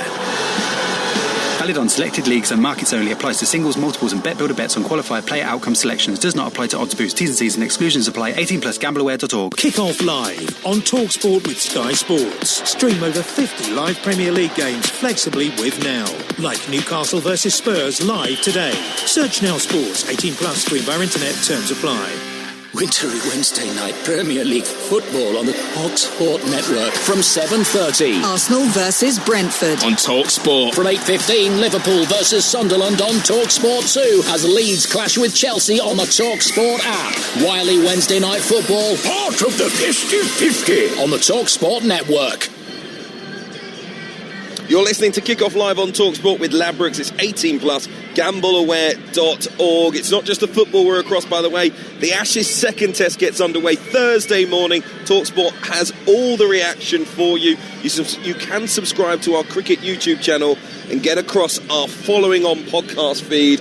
It was an incredible first test. Didn't go England's way. They'll be looking to level things as soon as they possibly can. Level here at St James's Park. There was only one Spurs substitute out warming up. That was Archie Gray. He's just been joined, though, by the rest of the bench. All the Newcastle players out here. There will be changes, and maybe that will sway things in this second half. Goalless at the break between Newcastle and Tottenham Hotspur. Let's get the half-time odds with Ladbrokes. Odds update on Talksport with Ladbrokes. Get a free bet every week of the season and a big boost every day. That's Ladisfaction. Minimum £5 bet. Conditions apply. 18+. Gambleaware.org.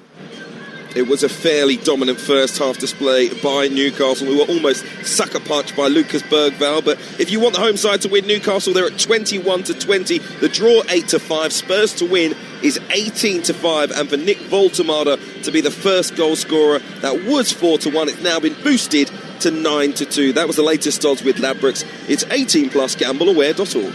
Odds update on Talksport with Ladbrokes. Get a free bet every week of the season and a big boost every day. That's Ladisfaction. Minimum £5 bet. Conditions apply. 18+. Gambleaware.org. Well, Manchester City led by 4 goals at one stage at Craven Cottage. Can Fulham equalise and bring things level? Ian Abrahams. We've got 5 minutes plus added time to go. Fulham 4, Manchester City 5. Since that 5th goal went in, a Sander Berger own goal has now gone down. And Haaland hit the post with a header. Iwobi and 2 from Chukwueze. His first 2 Fulham goals have brought it right back, and it's absolutely so exciting here. Although I don't think on the far side Pep Guardiola's much enthralled by this game. It's live on Talksport 2, and I can tell you it's been a thriller so far. It's Fulham 4, Manchester City 5. What chance of the home side getting a draw at the Vitality? Alex Crook. Well, this has been far from a thriller, but Everton won't be complaining. We're into the last 4 minutes plus stoppage time. It's Bournemouth 0, Everton 1. Jack Grealish's second goal as a Toffees player. Looks like it will be enough to settle it, and the visitors could have had a second a few moments ago. Iliman and Jai with a shot from the edge of the penalty area. Well saved by Petrovic in the Bournemouth goal. As it stands, the Toffees heading for a third win in 4 Premier League games. They'll be into the top half. For Bournemouth, though, this worrying slumping form continues. It'll be no victories in 5 for Andoni Iraola's men. Bournemouth 0, Everton 1. The players coming back out here at St James's Park for the second half. Newcastle United out first. Troy Deeney alongside me, as is Sam Matterface. Put the cake away, Troy. Come on, mate. That's really poor from you as well. You've just given me a piece of cake and then decided to come to me. Anyway. I'm sorry, my friend. Listen, there was one player I wanted to raise to you, because I asked you before the game if there was a match winner in that Spurs team, and the player you highlighted was Mohamed Kudus, who's had a really good battle with Lewis Hall down the Newcastle left at Spurs' right-hand side. In the one-on-one dribbling battle, obviously Kudus has gone past Hall a couple of times. That Bergvall chance came from it. Could he be the match winner today, you think? I think he's the only game plan that Spurs have. It seems to be give him the ball, and if it doesn't work, give him the ball again. Nothing really coming on the opposite side for Brennan Johnson. I would just expect a little bit more from Spurs from an attacking point of view. Colomani up front has not really had a great deal, has he? He's been fighting a battle that he doesn't really want with his back to goal. I think Spurs are trying to survive, hit on the counter-attack, and hope that their subs, the likes of Simons and people like that, to come on and do well in the second half and try and nick it towards the end. But Bruno Guimaraes coming on for Tonali here is obviously a big change as well for Newcastle. he will certainly bring some fight and some tenacity to that Newcastle United midfield. As yet, no goals at St James's Park, still level, Newcastle 0, Spurs 0. The second half, exclusively live on Talksport with the former Watford captain Troy Deeney and Talksport Sam Matterface. No Premier League side has had fewer first half shots this season than Tottenham Hotspur, and this evening is no different. They didn't trouble Aaron Ramsdale for one single shot on target in that first 45 minutes. And they had fewer shots in that first 45 than they did on Saturday when they played Fulham. And they need to up their game in terms of their attacking output, otherwise they're not going to get anything from this match, especially as Newcastle come up with a moment of magic. They had two good chances with Miley and Joel Linton in that first half from which they might have scored. They haven't yet, but Newcastle usually love playing Tottenham. They're just one of those teams for whom they appear to have something over right now. Hasn't always been like that. Newcastle have won the last 3 meetings. Prior to that run, Spurs had won 4 of the previous 5, but Newcastle certainly looked much better than Tottenham in that first half. All that was missing was the goal. And there's been an early stoppage at the start of the second half, and an uncontested drop ball is given to Newcastle just short of the halfway line. The only change at half-time, Bruno Guimaraes for Tonali. Here is Miley. Can I ask you, Colomani's gone down with a head injury there, hasn't had any treatment, been told to go off for the 30 seconds. Is that standard? I thought he had to get treatment to go off at the side. He's supposed to go off and, yes, wait if he's had treatment, but he's being made to wait by Thomas Bramall over on the far side. Thomas Frank is not happy and is having a word with the fourth official on this near touchline, who is Anthony Backhouse. Is that another one that the referees have got wrong? Not understanding the rule book again, eh? Goal at Blackburn is Mickey Gray. It's gone to the home side. Blackburn 1, Ipswich 0, and it's Andre Gudjonsson. He's got 3 in his last 4 games. Whipped in corner from Campwell. Gudjonsson at the back post, nods it down low. All they deserve. Blackburn 1, Ipswich 0. Brilliant from Lewis Hall, and then sent on towards Barnes, who goes past the defender Porro into the area. Left-footed shot stopped by Vicario. Comes out to Voldemar, cleared off the line by Danzo. Out towards the right-hand side, still alive on the Newcastle attack. Barnes with the effort, repelled by Vicario, and then Danzo clears off the line from Voltemada. Here's Livramento, edge of the area is Murphy. Murphy onto his left foot, tries to tease it into the far corner, never got hold of it, and it goes into the arms of the goalkeeper, and it's cleared away. 47 gone, Newcastle 0, Tottenham 0. Oh, what a wonderful team effort this is. Starts with Lewis Hall winning a ball. He has no right to win over Kudos. Joe Linton just puts in Harvey Barnes, and he goes past 2 players with ease, getting on that left-hand side, gets a lovely shot off. It's a good save from Vicario, but as it comes up there, Voldemar had a lovely header, and it's really good defending from Danzo on the line. Newcastle just raising the tempo instantly as soon as Bruno Guimaraes comes on, the heartbeat of this football club. He comes on, the level raises, the fan base get inside and get up to it. Really, really top player for me, this guy. Yeah, Bruno Guimaraes, 28 years of age. He plays in almost every game for Newcastle United. He's only missed, I think, 2 in the last 170, something like that. He's absolutely terrific, a brilliant servant, durable, loves to wear the black and white, and he's back in the thick of the action this evening after coming on as a half-time substitute for Tonali. Here is Byrne out towards the far side, and Hall up to the halfway line, and then on to Barnes, and then Barnes trying to return it to Hall. Romero has to go across there to try and tussle with them both to keep Tottenham from conceding a counter-attack. Bergvall can't get it down the touchline. It's won by Byrne, then Joel Linton, and then Murphy sprinting through the centre looking to try and get in behind. Danzo heads it away before it can reach him. Joel Linton again forward, Romero away. Voltemada was putting pressure, and Voltemada almost escapes with the ball. Bentancur comes across, and it's taken wide to a doggy. Newcastle shooting in black and white shirts, black shorts, black socks, from left to right towards the Gallagate end, which goes up to the back of the stand away to our right hand side. Chow winning the ball and charging forward. Colomani goes down, referee doesn't penalise Malik Chow. Continues with Newcastle on the attack. Murphy onto Bruno Guimaraes, back to Miley once more. Miley looking up and finding Malik Chow. Wide on the right is Livramento. He goes down the outside, gets to the byline, produces a cross, stands it up to the far post. It's going to go over the head of Voltemada, retrieved by Barnes far side, and they'll attack from the other side of the penalty area. On the left now with Lewis Hall, who's just a bit further back. They go to halfway with Byrne and just remain in possession and remain in the front foot. And here is Bruno Guimaraes just popping up behind Bergvall in that little pocket of space between defence and midfield. Works it wide to Livramento, then gets a chance to cross, whips it to the far post. Barnes is coming in underneath it. It was well watched by Pedro Porro, and he glances the ball out into the right full-back position. And Kudus just tries to escape with it, but he's being hemmed in inside his own penalty area. Eventually finds a neat pass into Romero, and Tottenham can bring it out. Bruno Guimaraes again, talking about him already. He's only been on the field 5 minutes, but his intentionality of what he does, gets it, gives it, goes again, makes people just move that little bit quicker. He is the heartbeat, and again, he's got to be the reason that Newcastle go on to win this game. You can see it there just down this right-hand side. Little 1-2 with Murphy, gives it to Livramento. Byrne, brilliant, pinches it from Kolo Muani, then takes the ball onto Barnes. Barnes charging forward. Kolo Muani sort of ragdolled him really and pulled him to the ground. The referee said play on, and now Brennan Johnson is looking to escape at the other end for Tottenham Hotspur. Kudus goes down the right, nudges it into Brennan Johnson again. Back to Kudus, and then flicks behind to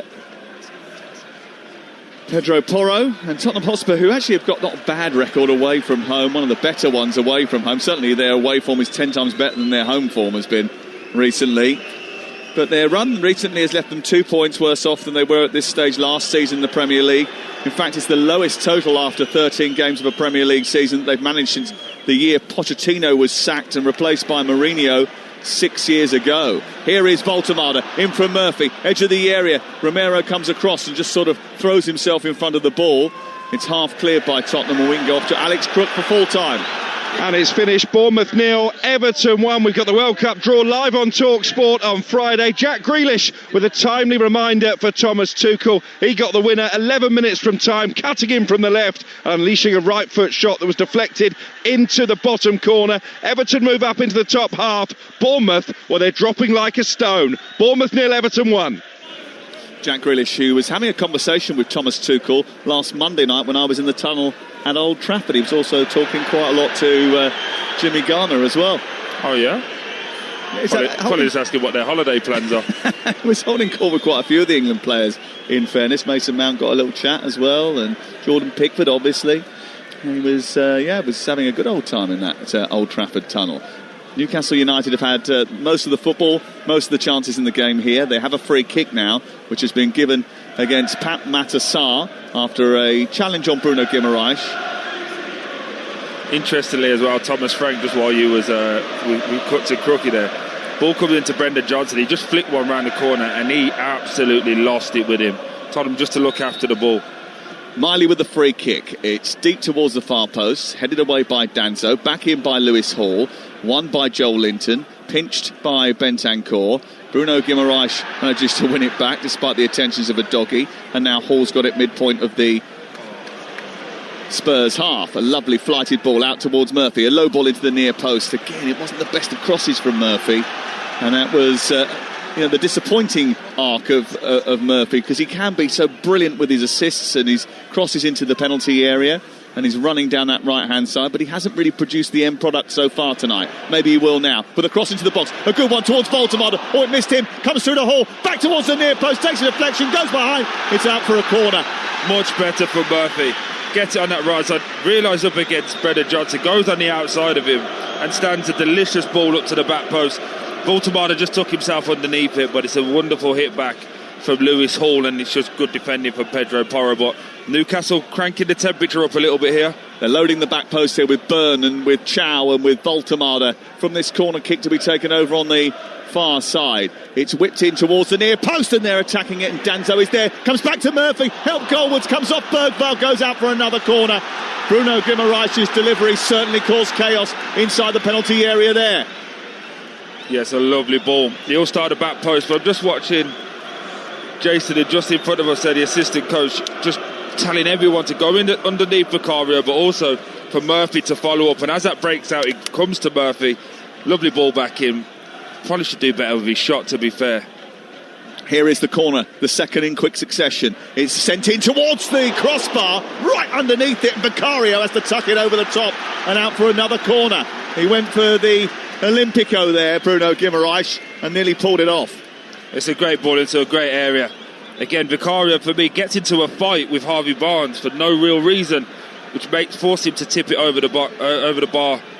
But again, clearly Newcastle have found this area of weakness that they feel that Bruno Guimaraes just tried to kick the ball back to Miley and kicked it into his own fan base, who weren't too happy about that. He's had to apologise. But it just feels that Newcastle have so much more attacking threat here with purpose, and they're all on the edge of the box here lining up. This will be an outswing and they'll go crash the box. But it's still 0-0. Here is the corner. Miley in towards the area on the edge of the 6-yard box this time. It's headed away and then picked up by Kudus, and a chance to escape for Pedro Porro, who plays it to Kolo Muani, who speeds up over the halfway line. He's got Hall backtracking here. Kolo Muani up to the edge of the area, but then shows too much of it to Joel Linton, who just edges past him, turns on the ball and brings it out. Well won by Bergvall. They've turned that over. Then Tottenham give it back to Lewis Hall. He looks for Voltemade. There was a late challenge there. That's going to be a free kick. Pedro Porro and Bentancur. And it's Bentancur who gets a yellow card for his challenge. The latest to go in the referee's notebook. Yeah, it is a yellow card there. But again, it's wonderful play from Joel Linton. Unfortunately, he gives it away. Spurs have the ball back again. And he goes to Bentancur with no one around him. He just plays it straight to Lewis Hall. No quality, no composure. Strange for someone I would say he's quite a quality footballer, but he just feels a bit rushed at this moment in time, and Spurs feel a little bit flustered. But they're doing well again. They're looking really dangerous on the break from set pieces. If they could just get that right, you could see them nicking one here. Full time in the game at Craven Cottage. Did we get the record scoreline? Ian Abrahams. Nearly, but not quite. Fulham 4, City 5. Erling Haaland's goal, history-making goal, fastest to 100 Premier League goals, set City on their way. Reinders, Foden's curler before half-time, his shot after half-time, and Berg's own goal made it 5-1 with Smith Rowe scoring before the break from Fulham, who then hit back with Iwobi and 2 for Chukwueze. But Guardiola, 2 minutes from the end, and Josh King, almost on full-time, had shots cleared off the line. This could have ended anything, but its Christmas cracker ended. Fulham 4, City 5. Well, as a result of that, if you have a look at Manchester City's points total, they're 2 behind Arsenal, who play tomorrow live on Talksport at 7:30. Here, it's 0-0 between Newcastle and Tottenham. And Tottenham, who haven't really had much of the ball and haven't really created much in this game, have ridden out quite a few Newcastle United storms. It's quite a surprise that they haven't wilted yet. Here's Kudus on the edge of the area, back to Porro, deep ball into the box, that's going nowhere, and they'll go out of play and away for a goal kick away to our left. It's Newcastle United 0, Tottenham 0 on Talksport, and from 10:15 tonight we'll do our best to bring you all the reaction from every Premier League ground. Jamie O'Hara and Jason Cundy open up the sports bar. Your chance to have your say on the big headlines from all today's football. 0371722 3344, that's the number to call. Here's Byrne for Newcastle on the left edge of his own penalty area. He's given it straight to Sarr, who's into Kolo Muani, flicked it up to Brennan Johnson. Johnson can't do anything with it, and Thomas Frank again getting a little bit irritated with Brennan Johnson. He doesn't play him very often. He's usually a substitute, really, bearing in mind he was a top scorer last year. I think first of all that was a bit of a surprise, but he does frustrate Thomas Frank by the looks of it. Yeah, but it's his decision making. It's not through his lack of effort. It's just the fact that when it needs to be held, he flicks it. When it needs to be flicked, he holds it. He keeps doing the opposite to what the game needs. So that's where Thomas Frank's getting very frustrated. They do have a long throw here, though, and this could cause trouble for the Newcastle back line. A couple of substitutes about to come on. It's quite stellar substitutes as well for Newcastle. Gordon and Elanga. Ball in towards the near post. Away by big Dan Byrne. And again at the second occasion as the ball drops inside the box. It comes back out to Bentancur. Livramento is in close attention. Puts it out of play. It's away for a throw-in. Another long throw coming from Kevin Danso. And what can he come up with here? Another Kevin catapult in towards the near post. And the Austrian is hesitant to get it into the area, and the referee tells him to get on with it. He's got one hand on the dirt track beside the pitch and then runs up and then launches it high into the night sky. Byrne eats that up, comes back out to Danso. Danso allows it to come towards this near side and then feeds it into Johnson, who's a little bit deeper in the left wing position. He goes back to a doggy to Porro. And then Bruno Guimaraes comes out, and Hall then tries to put pressure on Kudus. Tottenham in possession on halfway. Elanga and Gordon about to come on for the home team as we hit the hour mark. Newcastle 0, Tottenham Hotspur 0. Here's Johnson down the left with a cross into the box. It's aimed in towards the centre of the penalty area, but Burns just headed everything tonight. Here is Livramento. Looked to release it quickly, but realised that Voltemada wasn't going to have the beating of a doggy for pace, so he held on to it, played it into midfield. Joel Linton was then dispossessed, and now Pedro Porro is coming down the right-hand side. He's fed it into Kolo Muani, but who's there again? Mr. Big Dan Burn. He's been excellent, hasn't he? Heading everything, winning, being really aggressive. I think these changes for Newcastle will be one that Spurs will be really worried about. Pace, power. I think the two wide players, Barnes and Murphy, have looked a little bit off it today, not really been at their flying best. I think if these two come on in those wide areas, wouldn't be surprised if Voltemada comes off and maybe put Gordon through the middle. Maybe. Barnes has had one good chance, hasn't he, which he put straight at the goalkeeper. Good save by Vicario. Be interesting to see what happens next, because Gordon is coming on, so is Elanga. Murphy we think is coming off. It'll be fascinating to see which is the other player to be removed. Joel Linton has it inside his own half after Spurs have given it away, but he gives it straight back to Bentancur. He travels down the right touchline and into the Newcastle United half of the field. Then it's slowed up and gone back to Pedro Porro. Porro back to Romero. Romero coming forward.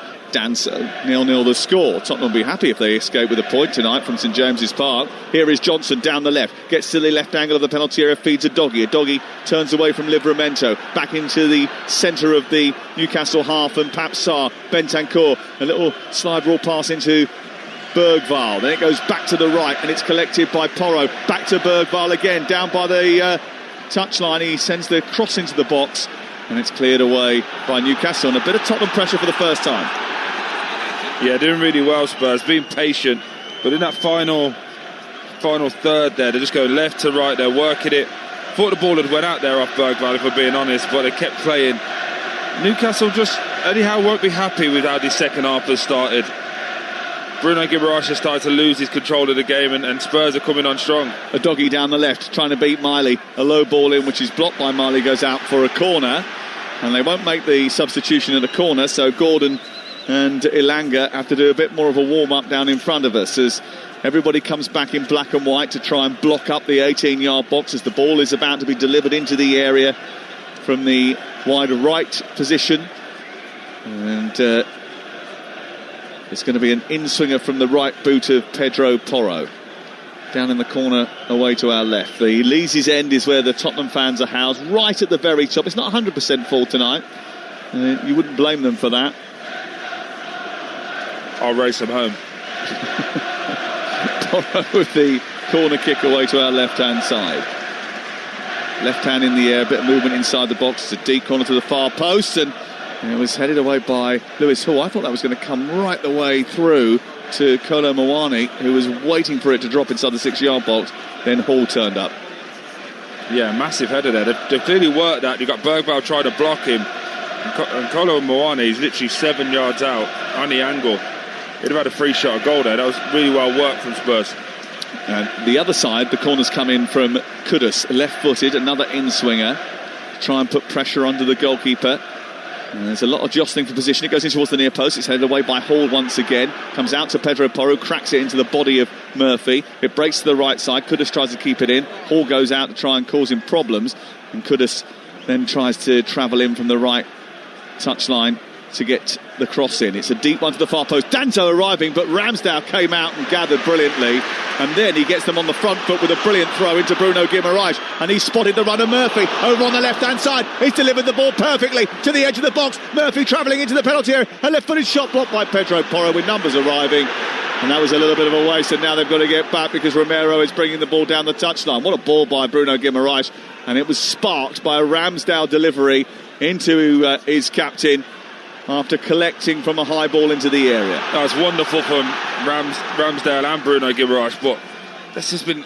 Here's Voltemada, played in by Guimaraes. Lovely little skill into the area, goes beyond Romero then loses it, and then it's won back by Bruno Guimaraes on the edge of the area, who gives it to Joel Linton and then gets it back again, travels towards the left angle of the box. He's got Joel Linton going down the side of it. It's Miley on the edge of the area. He feeds it into Livramento. They're just on the shade of the right centre towards the far post it goes. It's pushed behind by Porro and out for a corner. It's wonderful. Again, Bruno Guimaraes. Oh, Romero's gone down here as well. I don't know what Spurs are doing here. Two guys going down for treatment as it's a corner. This is not going to be good for them. But for Newcastle, Guimaraes again bringing that energy. But I think that's an encapsulation of where Murphy's been today. Gets put through 1v1 against Pedro Porro. You'd expect him to go, be direct, get at him and get his shot off. Kind of waits for everyone to get back. And there's a tame effort. Really poor for Murphy today. Newcastle 0, Tottenham Hotspur 0. Here's the corner from Guimaraes, right under the goalkeeper again. He punches well. It comes out to Livramento, who strikes it for a crowd of players. Brilliant save. Comes back out to the right-hand side. Murphy into the penalty area. Chested down by Kolo Muani, and he'll look to escape for Spurs. Miley brings him down. That's going to be a free kick. It's Talksport, Newcastle 0, Tottenham Hotspur 0. On Talksport with Sky Sports. Don't forget that you can stream all the Sky Sports action flexibly, like Newcastle versus Tottenham, live right now. Search Now Sports. Goal for Mickey Gray at Ewood Park.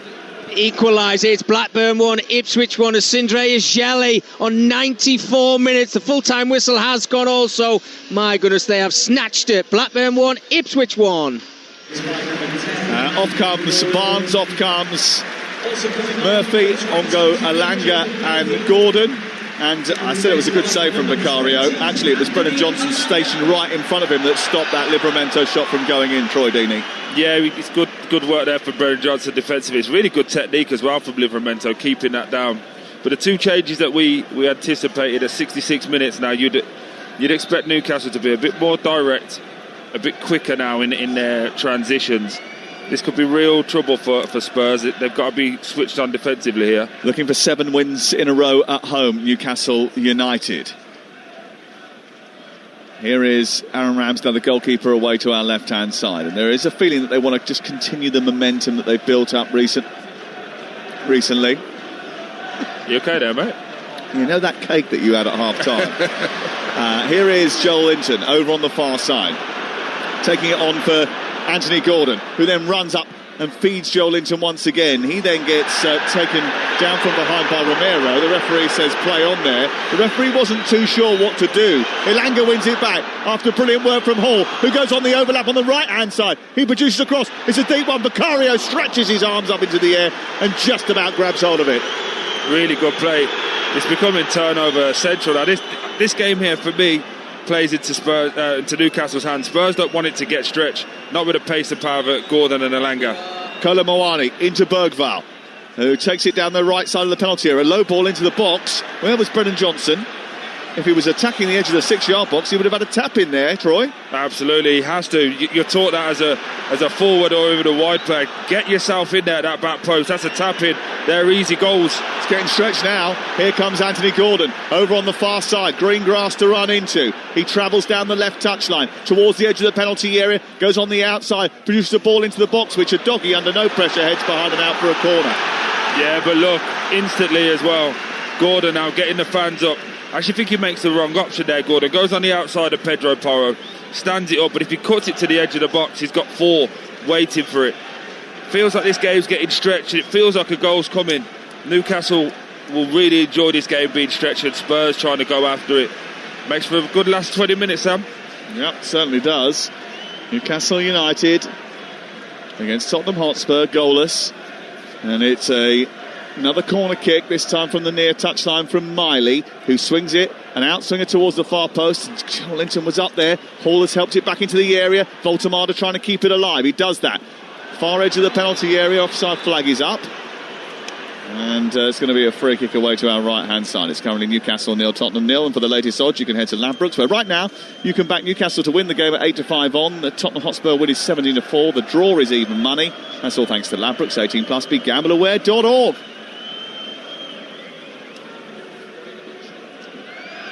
Well, Tottenham finished 17th last season. But Troy Deeney is not allowing us to refer to that anymore. It's a forced position, he said. And if Tottenham Hotspur are going to improve under Thomas Frank, they'll have to do much better than that finishing position this time around. Where should they be aiming at, do you think? I think it's fair to say that Spurs every season should be anywhere between 4th and 8th.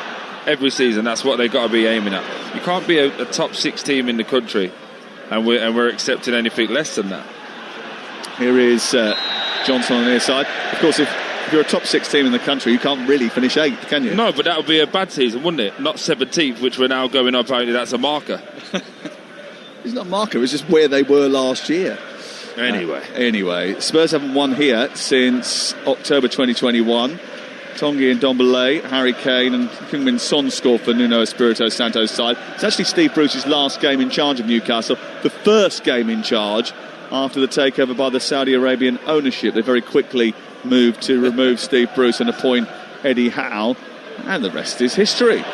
Here is Gordon down the left-hand side, speeding past Bentancur, laying it back for Voltemade, and then it comes to Bruno Guimaraes!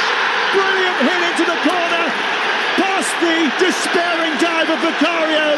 It's a goal that's been coming. It's a goal that Newcastle deserve. They lead by a goal to nil, and their captain comes off the bench to score it. Brilliant play by Gordon, Voltemade and Bruno Guimaraes, and Newcastle United lead Tottenham by a goal to nil. Wow, the subs have made a massive impact. Anthony Gordon down that left-hand side, gets it, runs, kick and run, play to your strength, everything we wanted the other 2 guys to do before. Gordon does straight away, goes past 2, gets to the byline, cuts it back to Voltemade as he sets. What a finish this is for Bruno Guimaraes. Opens his body out, Thierry Henry and just passes it into the far corner. No chance for Vicario, first time hit. What a goal. Nothing short of what Newcastle absolutely deserve. 1-0 Newcastle, Sam.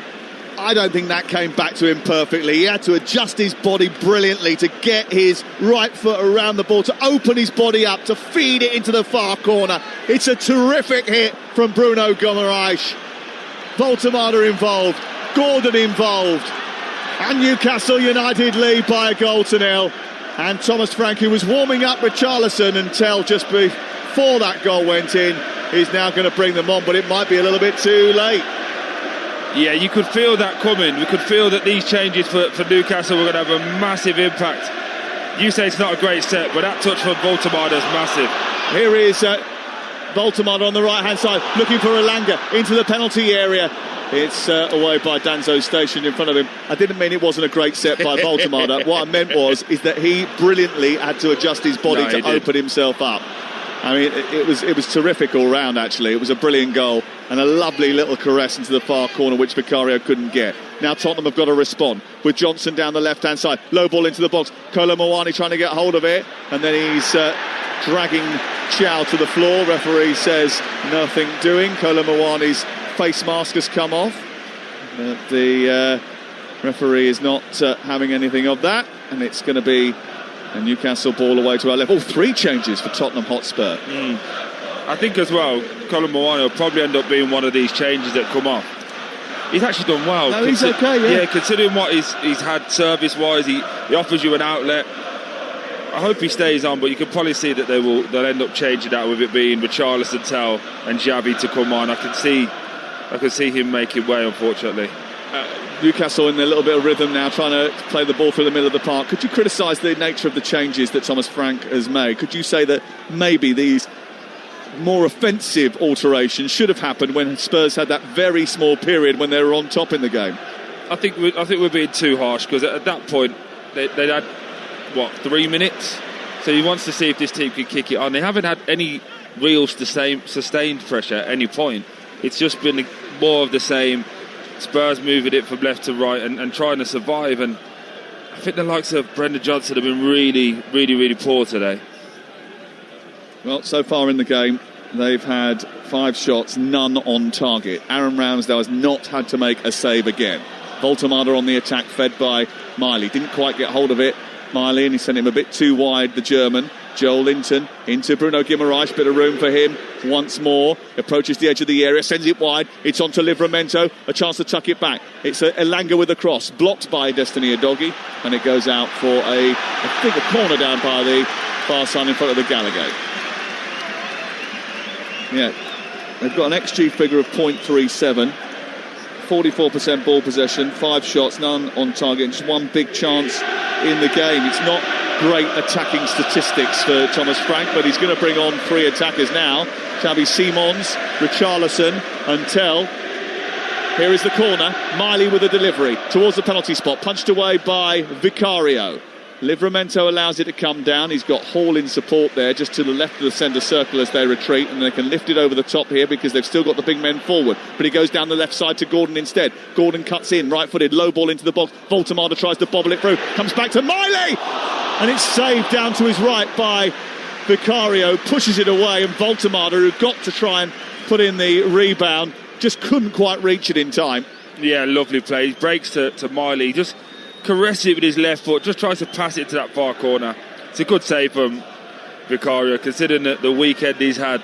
He's actually showed up well today. Again, Spurs fans won't be too happy with how the team's played, but they can see a little bit of heart, a little bit of life in this resilience that they've showed. They'll want more in terms of quality.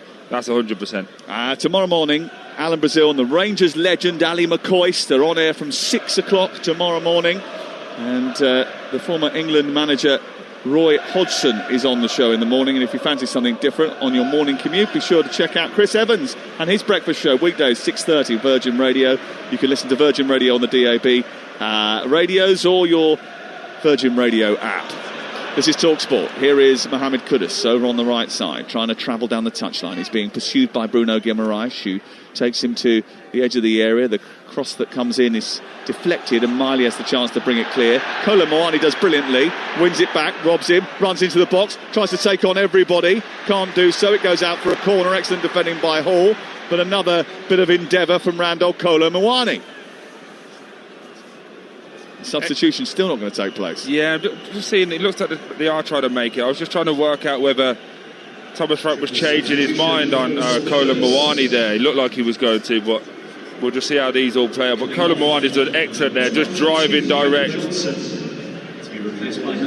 Yep, off comes Kolo Muani, and Richarlison is coming on for him. Tell is on for Johnson, and the final change is Bergvall off, and Simons, Xabi Simons, is on.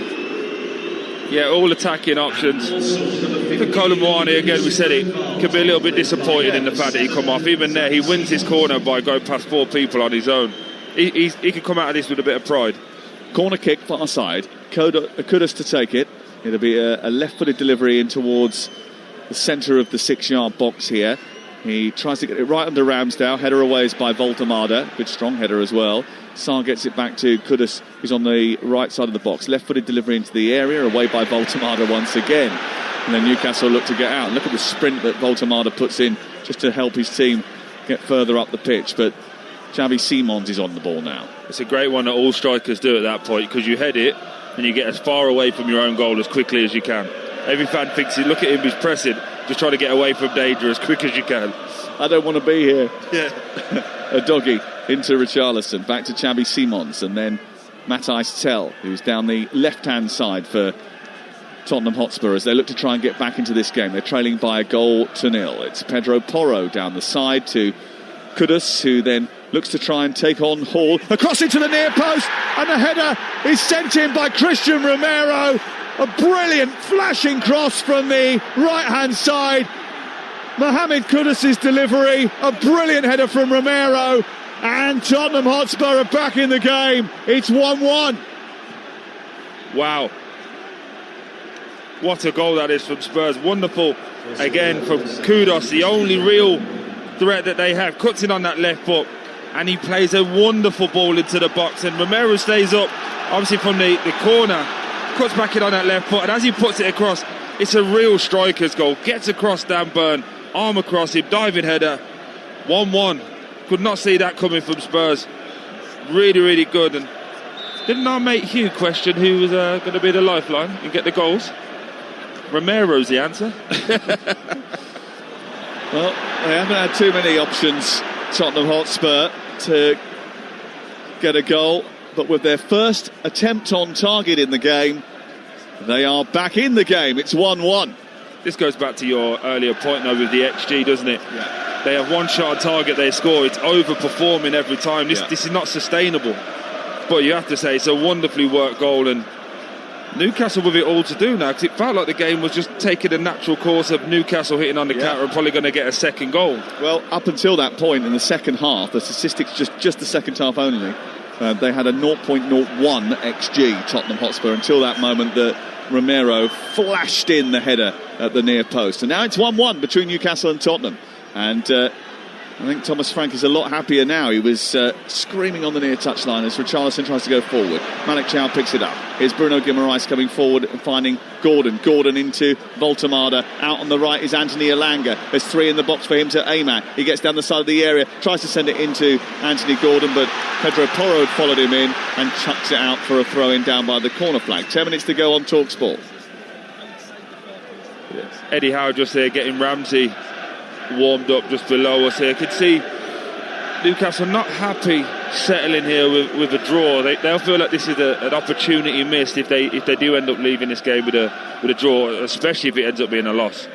Livramento right side combines with Bruno Guimaraes and then is pressed by Tell, but gets round Tell and produces a cross into the area looking for Voltemada. Oh, what a take, sets it back. Lewis Hall with an effort, big deflection out for a corner. I mean, his ability to control the ball with those absolutely huge feet is unreal. No, agreed, but you said it there, what a touch. It's a whipped ball, it's going away from goal, it just kills it and sets Lewis Hall straight away. Feels like Newcastle are just building again, doesn't it? Another corner far side, Bruno Guimaraes to take it. 10 minutes to go, in fact 9 minutes to go on Talksport. Can Newcastle respond to that equaliser from Christian Romero? 1-1 the score on Talksport with Enterprise Rent-A-Car. Here for it, book now at enterprise.co.uk. Referees just had a word at the back post with Tell and Byrne as the corner comes in. Bruno Guimaraes sends it into the near post, a little flicked header. There was a wrestling match inside the area. The referee did not see it. He's holding it. There's lots of cheers and boos from behind the goal, accusing the Tottenham players of fouling Dan Byrne. And, well, Rodrigo Bentancur, he's not looking at the ball. Isn't that a foul by the new definition? He's just... That's sustained holding, isn't it? It's got to be sustained holding. No? Am I going mad? Are you I think, because if he doesn't make that foul, he's heading it in at the back post there. And are they even checking it? No, we're still checking it. They are checking it. But to me, under the letter of the law that they brought in, that is sustained holding, and he's not even facing the ball, Bentancur. So for me, that has to be a penalty. I mean, I don't understand how it can't be, because otherwise you're saying that he doesn't have to play the ball, look at the ball, face the ball. He can just try and wrestle Dan Byrne to the ground. Dan Byrne's going to head that ball in if it lands in that area. He was being held up by Bentancur. Bentancur's got him round the underneath the shoulders. His arms are underneath Dan Byrne's shoulders. He's pushing him backwards. And they are reviewing this. Paul Tierney, the VAR, is just having a look at the replays here, and he's talking to Thomas Bramall, who's just moving away from a clutch of players, and he's going to have a look at the monitor and he's going to give a penalty. Well, we saw it straight away. Yeah. As soon as we saw that replay, we thought this is going to be a penalty. Mickey van der Ven is arguing with the fourth official. Jason Tyndall is telling him to go and sit down. There's arguments on the near touch line. The assistant referee is blocking Christian Romero, who's trying to get into the referee's ear as he watches these replays. Now, we have that incidence of referees not going with the VAR's call over the weekend, but it would be a big change if he decides not to give a penalty here. That would be huge for him to overturn it. From what we could see, we called it in real time, but from what we can see, that would be really difficult for him to not give this. I know Spurs won't be happy, but it's a pen all day for us. Well, he's going to make his decision. He's going to announce it to the crowd here at St James's Park. He's seen the footage. He's walked away. He's spoken to Romero, and Romero's got to be careful. And here comes the announcement. After review, Tottenham number 30 makes a holding offence at the back post. Holding offence at the back post by Tottenham number 30, Rodrigo Bentancur. Penalty kick to Newcastle United. And the man who has the ball in his hands is Anthony Gordon, who scored penalties against Union Saint-Gilloise in the Champions League earlier in the campaign. Voltemada scored a penalty against Forest. but it's Anthony Gordon who has taken the ball early. Now sometimes they're used as a bit of a decoy here, and then they hand the ball over to the taker at the last minute. Richarlison going over to Gordon to try and put him off. Bruno Guimaraes walking over into the middle, saying he's not going to get involved. I wonder if Jason Tyndall and Eddie Howe said give it to Voltemada. Yeah, I think this here now, the referee has to start booking people. He should be booking Romero. Because at this point in time, he's made his decision. There is 1, 2, 3, there's 8 players around the penalty spot.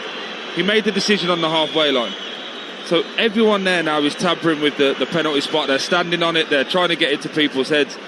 Anthony Gordon is taking it. It's an interesting one because Voltemada has already scored a penalty this season, hasn't he? Yep. The one he put in the top corner. For me, this is poor in terms of etiquette. I know that's not something we really use within football, but yellow card for Richarlison. Anthony Gordon now has been stood there for what, a minute and a half, 2 minutes before he's even had that, and now it's even more pressure. Vicario's not even on his line. Vicario's not on his line. He's standing in the 6-yard box. He's been told to get back. Anthony Gordon is waiting to take in front of the Gallowgate end the penalty that could put Newcastle in front with 5 minutes to go. Anthony Gordon against Vicario for a 2-1 lead for Newcastle. He steps up right-footed, slams it into the corner. Vicario goes the wrong way. Anthony Gordon wheels away in celebration, slides on his knees in front of the Gallowgate. And Eddie Howe said he was looking for the sweet spot. Well, Anthony Gordon might just have found it. Brilliant penalty from Gordon under extreme pressure. Makes it Newcastle United 2, Tottenham 1. Wonderful penalty. Wonderful mentality. Goes up and just passes it into that far side. Sends the keeper the wrong way. Do you know what? It's nothing short of what Newcastle deserve. Spurs can try and feel hard done by. We've got all of the coaches screaming and shouting down in front of us. Richarlison, my old teammate, comes on, tries to get into Anthony Gordon's head, gets a yellow card, in my opinion, unnecessarily. It's all for show. This Spurs stuff is all for show. Well done, Anthony Gordon. Well done, Newcastle. Gray on for Sarr. And the other change is Kudus on for Odobert, as they look to try and change the course and outcome of this game, which has got away from them for a second time, Tottenham Hotspur. All 5 changes now made by Thomas Frank. And we're into the final 3 minutes of the game here, and Newcastle United lead by 2-1. Just had one of the Newcastle coaching staff who I've been on a few courses with just tell me I would have got a lot more pens in my day, is what he said. In 15 minutes, we'll try and do our best to bring you reaction to all of the day's games as Jamie O'Hara and Jason Cundy open up the sports bar. Your chance to have your say on the big headlines from today's football. 03717 22 Newcastle got to see out the last few minutes of this match to get all 3 points and win 7 in a row at home. Danzo with a long throw into the box. It's not very long. Richarlison dives on the floor under pressure from Livramento. Xavi Simon sends the ball back into the box. It's arcing away from the goalkeeper. And it was a good delivery, actually, that no one really attacked. It goes behind and away for a goal kick. This has become my pet hate now with the game. So watching WWE. Just because he's given a penalty, what's going to happen for the next 10 minutes or 5-10 minutes or so? Anytime something happens, everyone's going to go down and expect VAR to help him out. Richarlison doesn't even get touched there, and he goes down asking for a penalty. Livramento just started laughing. It's embarrassing. It's embarrassing. But it does mean that Spurs are about to lose a 4th game in a row for the first time in 18 months. 90 seconds of normal time to play. Ball sent long and high into the evening sky, a chilly evening in the north-east of England.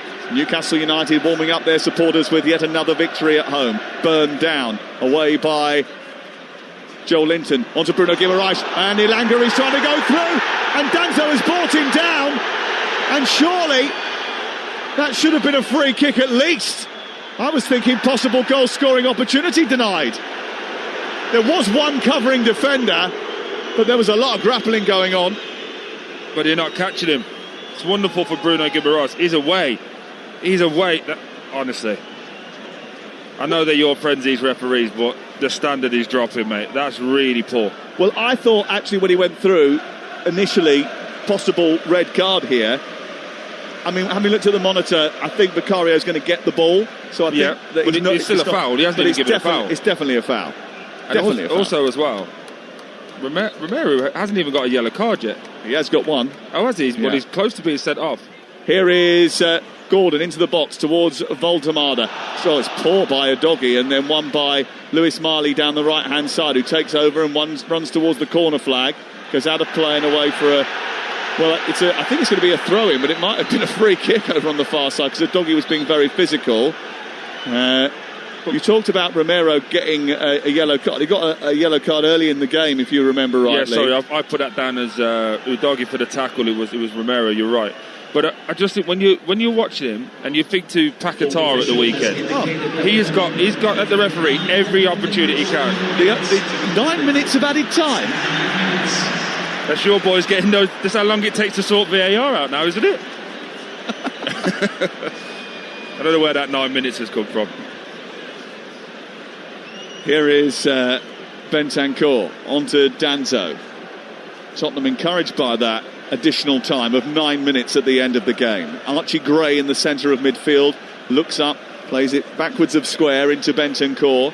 Over on the far side, Xavi Simons. Romero's gone through the middle now. They've put him through as a striker. Yes, well, it's the only shot on target in that whole game, so you might as well. Here is Tell down the left-hand side, coming in on his right foot, away by Livramento.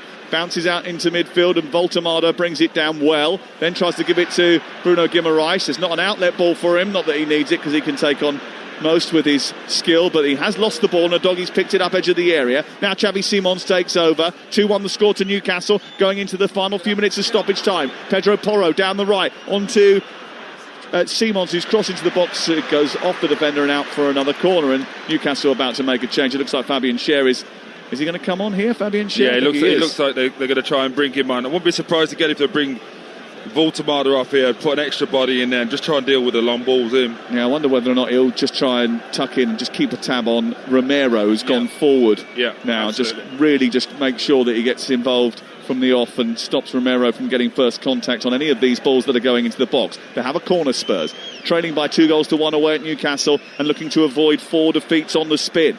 Ball right side. It'll be an outswinger from Pedro Porro, which is headed away by Lewis Hall. It's been terrific tonight, by the way. 100%. Back to Porro again. Another deep cross into the box. Byrne flicks it away and out into the right fullback position. And Livramento sends it into the sky, and it's going to come down in the dugout. And Andreas Georgsson, the set-piece coach, catches it. The ball's thrown in, but they want to stop it because off comes Miley and on comes Schär. You spoke about Lewis Hall being excellent. Dan Burns come up with some big headers. Again, he loses his man for the goal, and that's unfortunate. But some real big performances from these Newcastle players at the moment. Miley slaps hands with Jason Tindall, goes and sits down on the bench. I think he can be proud of his performance again today. Newcastle took their time to find their goals, but they got them in the end. Bruno Guimaraes, and then a penalty for Anthony Gordon did the damage for a Spurs team here who are facing another problem. They can't win at home, and now they're losing consistently on the road. Things aren't exactly looking up for Thomas Frank. 93 gone, still 6 added to play. It's Kevin Danso for Tottenham Hotspur. And there's been some late heartbreak for Newcastle at home this season. Think Arsenal, think Liverpool in the opening weekend. Ball out wide to Pedro Porro. A deep ball to the far post. Tell back across the face of goal. Comes to Richarlison. Byrne is there. Still not clear. Simons with an effort. Blocked by Livramento and Chow, and it's out for a corner on the near side. It's coming, isn't it? It's getting really... I think Richarlison is trying to ask for a penalty as well here. Again. He's saying that his shirt was pulled on this occasion. And Bruno Guimaraes is telling him that it's probably... Got it wrong. Yes, I won't do it in the way that Bruno Guimaraes did it, rather dismissively. And we've had the explanation of the VAR overturn. I think we did it when we were commentating. We don't need to read that out. Well, you'd like that, mate. It's come from your lot, the stop calling them my lot. I'm not a member. Well, and it's PGMO, no L. Here is the losers. Here is the cross into the box by Tell. An overhead kick from Romero, and it's smuggled goalwards and in. Christian Romero celebrates what could be a huge goal for Thomas Frank and Tottenham Hotspur. The cross into the box not dealt with by Newcastle, and the overhead kick from Romero has gone past everyone and into the far corner, and it's Newcastle 2, Tottenham 2 in stoppage time. Wow, you could hear this place. It's gone quiet, it's silent.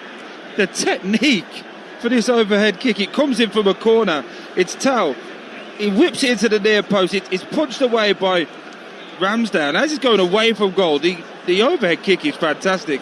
What I would say from a Newcastle point of view, it bounces 3 times before it goes in. Again, Newcastle won't be happy. I think it goes through Chow's legs, which takes it away from everyone. Oh, Newcastle again. Well, Romero with the overhead kick, I think it hit his shin, but it did, as you say, bounce technique, though, through everyone. Did it take a little flick on the way through? No, I'm not sure it did. It went into Ramsdale's goal, and that's going to be a huge disappointment for Newcastle unless they can get another chance here. Romero takes it down the right-hand side. It's won by Elanga. Was that a foul by him? The referee says no. We're into the 96th minute of the game. Romero popping up with a hero's moment twice in the match. 79th minute equaliser from a cross from the right-hand side. He flicked it past the goalkeeper. His overhead kick after 95 minutes has seemingly won Thomas Frank a point. Do you not think as well, though, the reason that they got this comeback is because they all walked off at half-time together? Yeah. Hold on, if you ever look back at that goal, there is a moment where just beforehand, I mean, it's a brilliant technique. It really is absolutely fantastic from Romero. But he did drag Malik Thiaw to the floor just before that. Richarlison goes up with Ramsdale. Ramsdale wins it as the ball goes long. There might be an interesting discussion about that equalising goal that Eddie Howe is not happy with, because it looked as if Romero had dragged Malik Thiaw to the floor as the initial ball came in, and then when it was punched away, he was up and able to do the overhead kick unmarked. Yeah, I think it'd be harsh, to be honest with you. I think it's not going to be one that we should really talk too much about, but I think Ramsdale will be really disappointed. Wasn't in the corner. I think he's kind of expecting one of his lads to clear it in front of him. Chow travels forward, tries to play it in towards Voltemade. It's back to Danzo, and Danzo manages to clear upfield. 97 minutes on the clock. Remember, we're playing 99 here, right at the end. Dan Burns sends it long and high up towards the Tottenham half of the field. Share forward into Bruno Guimaraes. Is there one last twist in the tail here on this first of our 10 games this midweek Premier League? Ball down the left away by Danzo, and it's out and away for a throw-in over on the far side.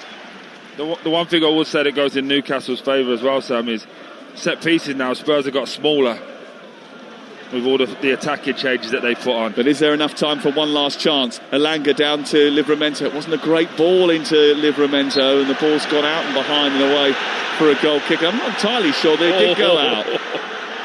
Livramento did everything he could to try and keep it in. The assistant was very quick with a flag away to our right. Newcastle 2, Spurs 2. Romero with 2 goals to rescue a point for Thomas Frank. Take a bit of the pressure off. Maybe Spurs are not going to lose a 4th game in a row. And I suppose Newcastle will look at this with Spurs at a low ebb and think, this is a major missed opportunity. Yeah, 100%. I think Spurs will look at this and go, right, we've got loads of resilience, loads of big things they can take from this.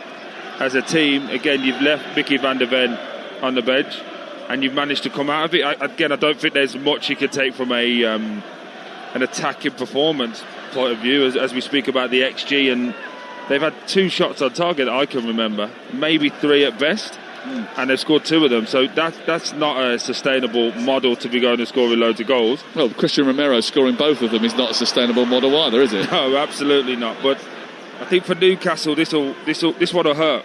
This one will hurt more than most, because they've dominated with the ball. They've had chances to score. They were really in so much control as soon as they scored the second goal, and they've kind of took their foot off the gas and allowed Spurs back into it, as opposed to Spurs being that much better. But this will be a massive result for Thomas Frank after the weekend they've just had. Here is the free kick for Danzo. We've played our 99 minutes. Thomas Frank has lost more games in management to Newcastle United and Eddie Howe than any other, but he's not going to lose this one. Here is Gray on the left-hand side. Into a doggy. They may well win it right at the very end. Xavi Simons down the left, looking for a doggy into the penalty area. Pulls it through the 18-yard box. It's away by the defender, Joel Linton, and it goes out for a throw-in, I think, down by the corner flag. Is it a corner or is it a throw-in? Well, it's going to be a corner. And Pedro Porro's coming across to take it. And they're loading the box here as Tottenham try to win it in the final minute of stoppage time. It's gone beyond that now. We're nearly up to the 100th minute of the game. Can Spurs come up with a late winner? Come on, you Spurs, is the cry from the top of the Lees' end. Romero's already got 2 goals. Can he get a hat-trick here? It's delivered into the box by Pedro Porro. It's right under the goalkeeper who grasps it and grasps it quickly. And they want to release it quickly. The referee then blows the full-time whistle. That's the end of the game. There will be no counter-charge. And it's no 7th heaven for Newcastle United. And Tottenham avoids slipping to a 4th straight defeat. It's the first home draw of the season for Newcastle. For Spurs, absolutely delighted to come back twice to earn Thomas Frank a point. Christian Romero with 2 goals in the second half. One from a corner, an overhead kick which was spectacularly taken. The other, a diving header at the near post. There's a little bit of a fallout after the game, and Romero's getting involved with a couple of the Newcastle United players. Bruno Guimaraes and Romero. Brazil, Argentina coming to cross words inside the Newcastle half of the field. Newcastle will feel, after all of their dominance in the game, that they should have escaped with 3 points here. They don't. They drop 2. It's finished Newcastle United 2, Spurs 2. Huge air of disappointment in St James's Park as fans spill out of the stadium. The Tottenham supporters way up to our left-hand side, who've made the journey hours and hours up from London, got at least a point from this trip where they maybe expected a lot less, particularly on the balance of play throughout the evening. In the end, we end up with 4 goals, 2 apiece, and we didn't see that happening when it was goalless at the break. The point means that Newcastle are up to 13th, Spurs up to 11th. Earlier on, Erling Haaland broke Alan Shearer's record to reach 100 Premier League goals. Manchester City clinging on for a 5-4 win at Craven Cottage. They did lead 5-1 at one stage.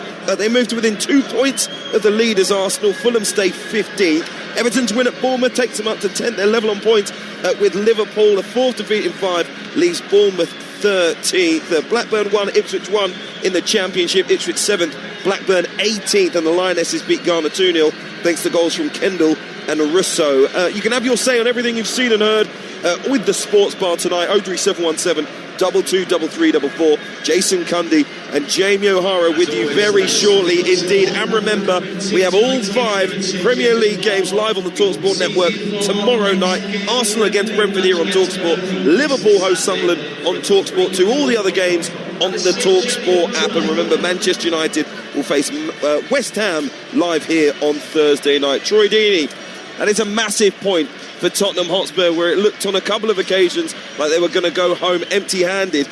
They showed on multiple occasions a response in adversity that their fans, the minimum that their fans had been looking for. Some fight. Yeah, absolutely. There was some fight, there was some togetherness.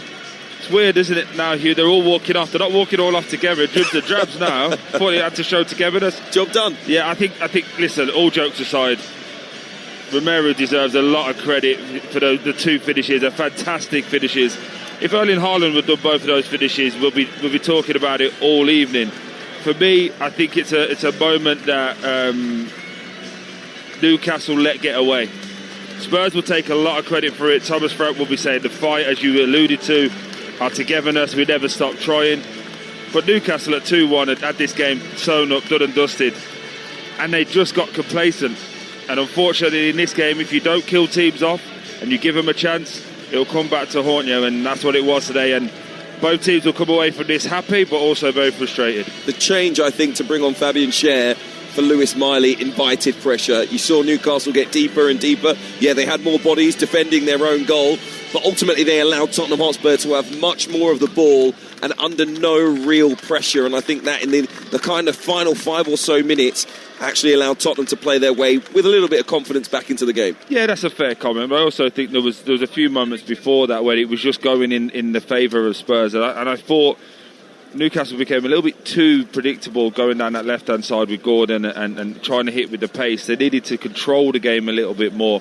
But when you're up like that after just scoring a late penalty, you would expect to see the game out, and they'll be really disappointed. But again, on the whole play and balance of the game, I would say that Spurs will be the happier because they stuck in there. Newcastle will feel that if they can get a real attacking killer edge into their game, top four is still there for them. Intrigued to know what the Newcastle fans think tonight about VAR, because I think it helped them out with what Rodrigo. What do you think Jamie Bentancur O'Hara thinks? That's what I want to know. Well, it's going to be an interesting one. Certainly, he doesn't have to have a has anyone seen from Jason tonight, which will be good for him at least. But Rodrigo Bentancur, yes, he does initially stop Dan Burn from making a run towards the ball. He's not looking at the ball, so you could say that's the foul, if you like, and that's the reason Newcastle deserved a penalty. But as the tussle kind of went on, Dan Burn ended up with basically Rodrigo Bentancur's head underneath him, and I think he went down under his own weight. I don't think he was pulled down. I think he felt that there was enough contact there that he was going to try and go down and hopefully get a decision. In the end, he got it. For me, it could have been 6 of one and half a dozen of the other, and they could have played on. I disagree. I think that Bentancur initiates it. He's not facing the ball at any time as that ball comes in. He also ends up under his armpit because he's trying so hard to keep Dan Burn away from the ball. So for me, I think it's a foul. We called it straight away, and ultimately the referee got there in the end. But for me, that in the new way of doing things, it's a penalty. Great overhead kick from Romero. Yep. Was it possibly a foul by him, though, in the build-up to that? Malik Tior going down. It's a bit soft, in my opinion. It's a bit soft. But again, it became more of a physical game, which Spurs needed it to be, and they end up getting the result for that. But again, don't take nothing away from that technique to get that. Yeah, brilliant. I also thought the first header was fantastic. Gets across Dan Burn really, really well, and diving header, expertly finished like an old school Alan Shearer. Exactly. Christian Romero with a message to all Premier League strikers: get across the front post. You might get yourself a goal. And let's pick our man of the match with Enterprise Rent-A-Car. The Here For It hero on Talksport with Enterprise Rent-A-Car. Whatever it is, we're here for it. So, Troy, who have you gone for? I'm going to go for Lewis Hall. Thought he was the best player on the pitch by a country mile. Everybody else who impacted the game was all subs. Bruno Guimaraes, Gordon, again, all the subs for Spurs. Romero, for me, don't even look at me. Don't do the fantasy stuff. I've got Sam Matterface for the listeners looking at me going, but a defender scored 2 goals. He also let 2 in. He scored 2 goals. One of them was an overhead kick, which you said was fantastic technique to rescue a point from his team that were about to lose 4 in a row. Was he better than Lewis Hall today? No. There you go. There you go. Christian Romero, not our Here For It hero. Instead, that goes to Lewis Hall of Newcastle United, man of the match from today's game with Enterprise Rent-A-Car.